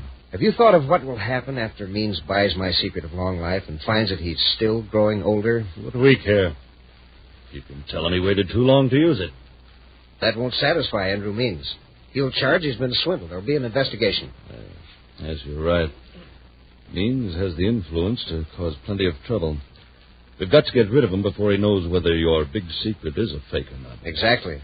And with my robot suit, we can make it look as though Means met with a fatal accident through his own carelessness. You mean we can make him do something that's entirely against his will? Yes. The strongest will in the universe is powerless against the force that controls my robot suit. Show me how it works, Dr. Borodeck. An hour after they arrive at Venus City, Buzz, Corey, and Cadet Happy have complete reports from Space Patrol agents operating in the capital city of the planet Venus. In a special office at Venus City headquarters, Buzz outlines a plan to Happy. As far as Borodeck is concerned, we'll be there to find out about a former associate of his, Anton Tolver. Then you can bring up Gargoth sort of incidentally. Yes, but even forgetting Gargoth for the moment, we might be able to stop one of Borodeck's dirty deals. What do you mean, sir? A very prominent and influential man has been visiting Borodeck regularly over the past few weeks. He's the type of man who ordinarily would spot Borodeck as a crook right off the bat and avoid him, but the doctor seems to have him fascinated. Who is the man, sir? An elderly retired businessman, Happy. Andrew Means. While he was active, he never had time to worry about himself, but now he keeps going from doctor to doctor, from specialist to specialist. Is he sick? No, he's in perfect health. But he has an obsession, Happy. He has offered doctors fabulous sums of money for every year they would guarantee to keep him alive. Naturally, no legitimate doctor has accepted this offer, but Borodeck is just the type who might prey upon the fears of a worried old man. Now, come on, Hap. Let's go out and have a talk with Dr. Borodeck. Meantime, in the library of Dr. Borodeck's estate, Borodeck listens while Andrew Means continues an urgent plea that's been going on for 3 hours. It isn't fair, Borodeck. It just isn't fair. Now look at me. I haven't begged for anything in my life. But I'm begging you to sell me your secret. Sell me your secret. Mr. Means, assuming for the moment that an extended lifespan were possible, what makes you think you would enjoy it? What's that to you? Well, we learn as we live, don't we? But just when we learn to enjoy life to its fullest, it's taken away from us. Borodeck, people think of me as a fairly good man. Isn't that true? Yes, Mr. Means, quite good. Well, I've made mistakes. Give me a chance to correct them. Extend my life, Dr. Borodeck. What will you lose? All right, Mr. Means. What do you offer? 1 million credits. When can you get the money? I can have it here in 3 hours. Good. When you get back, I'll administer the treatment. Dr. Borodeck is apparently alone in his mansion on Venus City when Commander Corey and Cadet Happy arrive to question him. The doctor is quite at ease as Buzz and Happy stand in the same library where an hour before the elderly Andrew Means pleaded his cause. Of course, Commander, I remember this Anton Tolver, but he hasn't worked for me since, a year ago, on Saturn, I think it was. All right, Doctor. Thank you. Oh, there's something else I wanted to ask. Yes, Commander? Where is Emil Garga? Emil Garga? The man you were seen with in Mercury City 12 days ago. I don't seem to recall Emil Garga. And you've never heard of the Cobra gang? Yes, I've heard of it. But then, Commander, you have your sphere of interest and activities, and I have mine. Andrew Means, for example. Just what do you mean by that? I understand Mr. Means has been visiting you recently. Yes, he has. Professionally? Commander, I don't think that's any of your business. Well, since you're so frank, I don't suppose you'd object to a brainograph test at Venus City headquarters. A brainograph test? On what? Your qualifications to be called doctor and your knowledge of Gargoth. Will you come with me? Well, I have a warrant, Doctor. How about it? Really, this is most extraordinary. Get your hands up, Corey. You too, Cadet. That voice, Commander. It's Gargoth. That's right. And I've got a ray gun here, so don't try anything. Oh, God. From your past performances, I know you aren't showing up to rescue your pal Borodeck. You could have escaped while I was taking him to headquarters. Apparently you need time to put over a deal. A deal involving Andrew Means, perhaps. You're pretty smart, Corey. Yes, Means will be here very soon. Mr. Gargoth. Shut up, Borodeck. I'll handle this. Yes, Corey, when Means shows up, you'll have 1 million credits for me. Then I'll get rid of him. And you and the cadet will get the blame for it. Oh, is that so? I warned you, Corey. Borodeck, get Corey and the cadet out of the library before Andrew Means arrives. Get them into the robot suits. We'll return to Space Patrol in just a moment. This is Dick Tufeld in Los Angeles reporting on the first airplane with swept-back wings used in the U.S. Air Force, North American's F-86 Sabre jet fighter. In a moment, we'll hear from George Welch, the famous test pilot of the Sabre jet. The Sabre is 37 feet long, weight 8 tons. Wings are swept back at a 35-degree angle. Top speed more than 650 miles per hour. Now, George Welch recorded at Edwards Air Force Base. I was lucky enough to fly the F-86 Sabre jet for the first time. The first time up or the 50th, every flight is important. That's why I have to keep in top shape. I like to eat good food with lots of energy in it. Rice Chex and Wheat Chex meet that test, and they taste exactly right. I think you'll like them, too. Make sure you keep yourself ready for action, the way George Welch and lots of other famous test pilots do. Eat Rice Chex or Wheat Chex every morning. The cereals that are tops 3 ways. Tops for taste, for size, for real get up and go. That's Chex, wheat, or rice. And remember, they're tops with America's top pilots. And now, back to our Space Patrol adventure, The Secret of Dr. Borodeck. Commander Corey and Cadet Happy have visited the mansion of Dr. Borodeck in Venus City, not knowing that the doctor is shielding Emil Gargoth, the head of the Cobra gang. When Buzz asked Borodeck to submit to a brainograph test at headquarters, Gargoth suddenly appeared and knocked Buzz and Happy out with blast from a ray gun. Right now, it's an hour later. Buzz and Happy find themselves prisoners in a small, locked room. Commander, look how we're dressed. I was just noticing, Happy. What did Gargoth do with our uniforms? Evidently, his plan depends on our not looking like space patrollers. Plan? Remember what he said just before he put us to sleep with the ray gun? He's going to use us to get rid of Andrew Means. Well, sure, but how's this outfit going to help? I don't know. Let's try getting out of here. Locked. Luckily, Gargoth didn't think of removing my ring. Uh-oh, the electronic key. Right. It's an electronic lock in the door. This ring may solve the combination. I'll try it. A few turns of the settings ought to tell the story.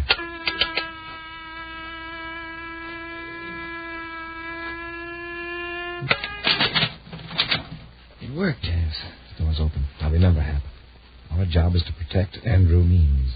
Yes, sir, but what with? We're unarmed. We'll find something. Come on.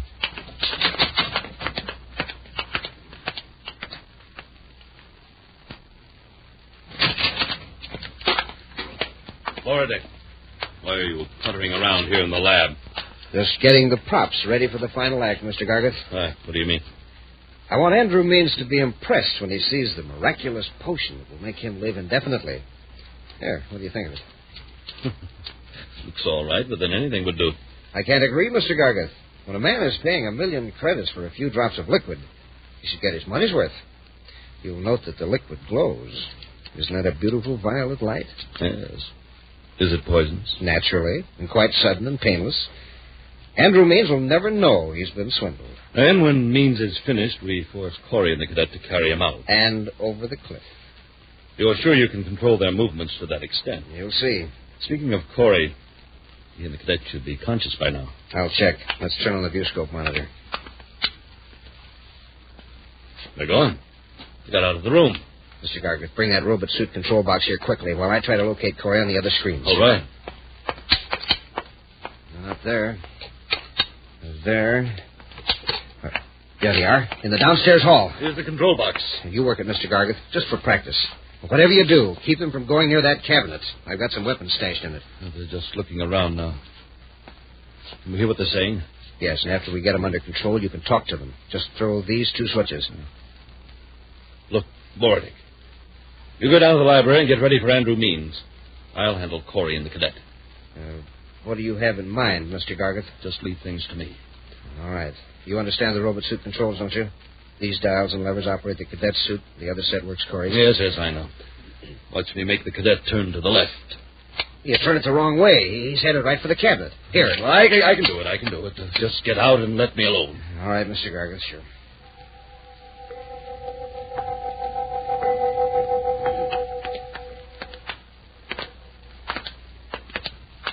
I wish I knew the layout of this house. Since we're unarmed, we've got to catch a Gargoth and Borodeck by surprise. I hope we get them before they get Andrew Means. Happy, what are you doing? Going to this cabinet, I guess. Hey, this is a break, Commander. Look what's in the cabinet. Weapons, ray guns, blasters, paralyzers. Take a couple of ray guns, Hap. Hey, something just made me go to this cabinet. A real strong hunch. No, Hap, take the ray guns. Those are blasters. Put them back. Oh, well, yes, sir. I'm not arguing with you, sir, but, wouldn't the sight of a blaster have more effect on Gargoth? All right, it doesn't matter. I'd hate to have to use a blaster, not even on Gargoth. Be careful, Hap. You're putting that gun right at me. Lower your arm. I can't. Something's controlling my movements. Happy, lower that gun. Well, I'm trying to, but... Commander, my finger's squeezing the trigger. I can't stop it. Smoking rockets. Sure lucky you ducked, Commander. I'm sorry. What in the universe came over you, Happy? Well, I don't know. It was like something had hold of my arm. Commander, it's happening again. This time you won't be able to duck, Corey. Gargoth. That's right. I'm in Borodeck's lab, right above you, watching you through a viewscope. But I can control every move you make. You're my puppets. It's these suits. I can feel the fabric tightening on my legs. That's right, Commander. You and the cadet are wearing Dr. Borodeck's robot suits. Under electronic impulses, the fibers contract just like muscles.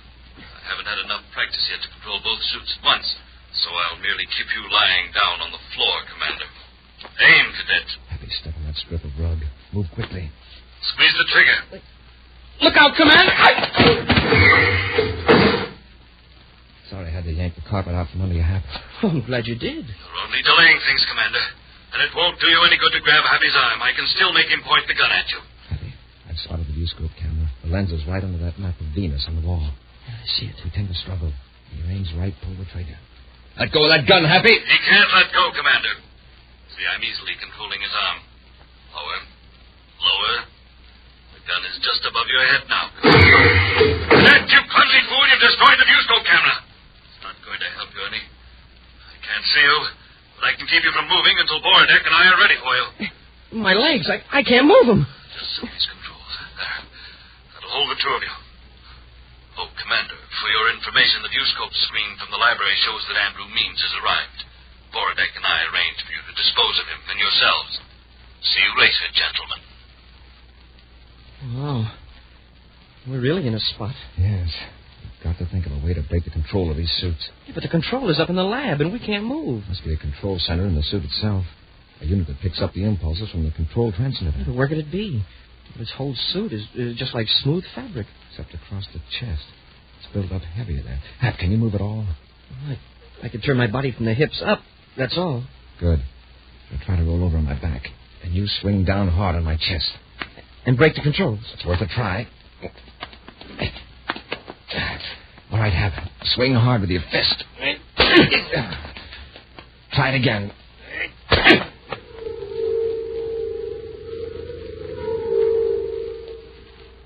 You sure you won't change your mind, Mr. Means? Now, you agreed to sell me some of the potion, Dr. Borodeck. I've got the money right here.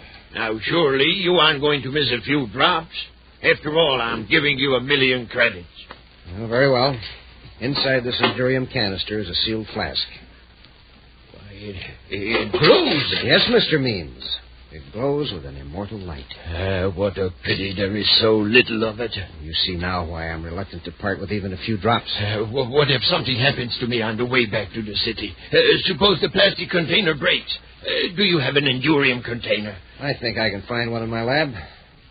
But to be safe, why don't you drink a few drops here? Now. Why, it's an excellent idea. There's a small glass. I'll pour a few drops in it. Here, Mr. Means. Careful. Thank you. Now, I just drink this. Is that right? That's right. To a long life, Mr. Means. Don't take that, Mr. Means. Corey! Now, look, what you've done, you spilled it. The most precious fluid in the universe. Happy, watch Borodeck. Yes, sir. What's the meaning of this? Calm down, Mr. Means. Calm down, indeed, when the Space Patrol hears of this Mr. Means, I'm Buzz Corey, Commander-in-Chief of the Space Patrol. You think I'm a fool? I do, Mr. Means. You're all fools. Gargle! Don't move, Cadet. You either, Corey, or you get this blast gun. Gargot, I thought you said you had him under control. The control must have gotten out of adjustment. I brought it down here for you to test. All right, keep him covered. Dr. Borodeck, you mean this really is Commander Corey? That's right, Means. He almost upset our plans. That secret liquid is just the opposite of a life potion. If one drop of that stuff had touched your tongue, you'd be lying there on the floor. But if this robot suit control mechanism works, your finish will be more exciting. Want to carry out our original plan then, Mr. Gargot? Yes. We'll force Corey and the cadet to walk over the cliff carrying Means. You can't do that. You can't. For 1,000,000 credits, Mr. Means, I could do anything. Try the control, Borodeck. Make the cadet walk toward Means. Fight it, Happy. The way I told you to in the other room. Huh? Oh, yes, sir. It's working. He's straining against the control. What is he going to do? He's going to pick you up, Means. Borodeck, control Corey. The power in that robot suit, the cadet can lift Means with one arm. But I'll control Corey, too, just to show you how it's done. That's it. You've got them both moving now, like puppets. Okay, Happy, rush him.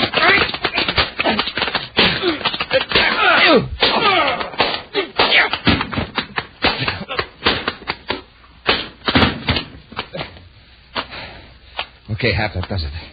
Pick up that blast gun. Yes, sir. Borodeck, why did you cut the control? He didn't. We did. We broke him.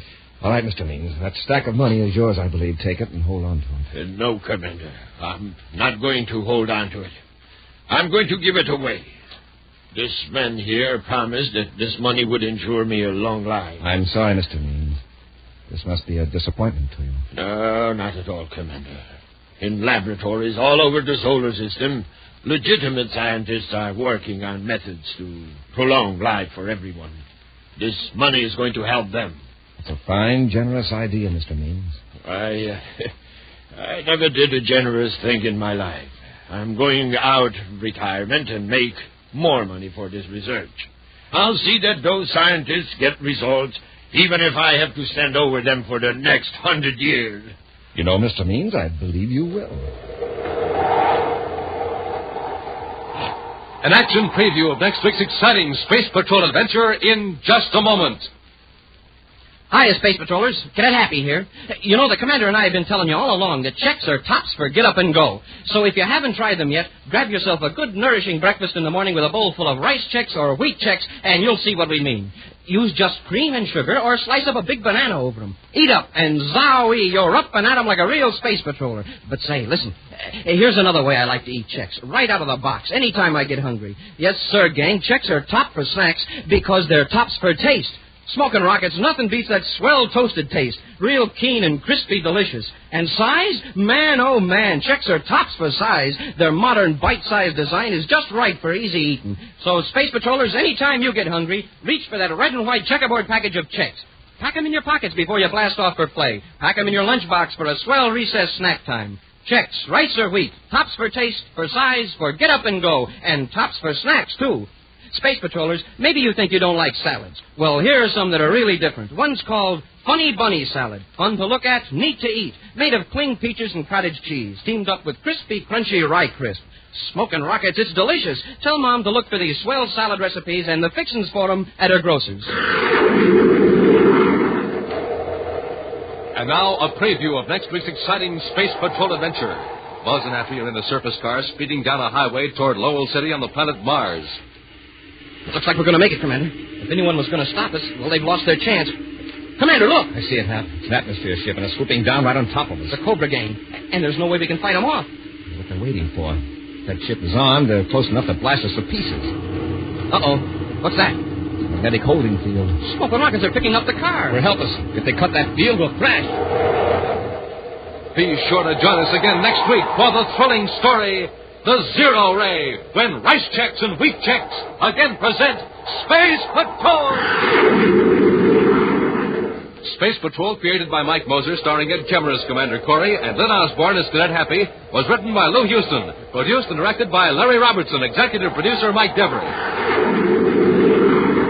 Other players were Ken Mayer, Norman Jolly, Stephen Robertson, and Bela Kovach. Dick Tufeld speaking. Now, don't forget to tune in next Saturday and every Saturday when Rice Checks and Wheat Checks again present Space Patrol! Space Patrollers, this is Commander Corey. Whenever fires, floods, or any disaster strikes your town, the Red Cross is right there to answer your call for help. Now, the Red Cross is calling on you to help keep this wonderful service rolling. I want all of you to answer the Red Cross call. Give your dimes and nickels to the 1954 Campaign Fund. Be sure to see another exciting Space Patrol program on your local ABC television station. Consult your local paper for time and channel. This program is broadcast to our armed forces overseas through the worldwide facilities of the Armed Forces Radio Service. Space Patrol came to you transcribed from Hollywood. This is ABC Radio Network.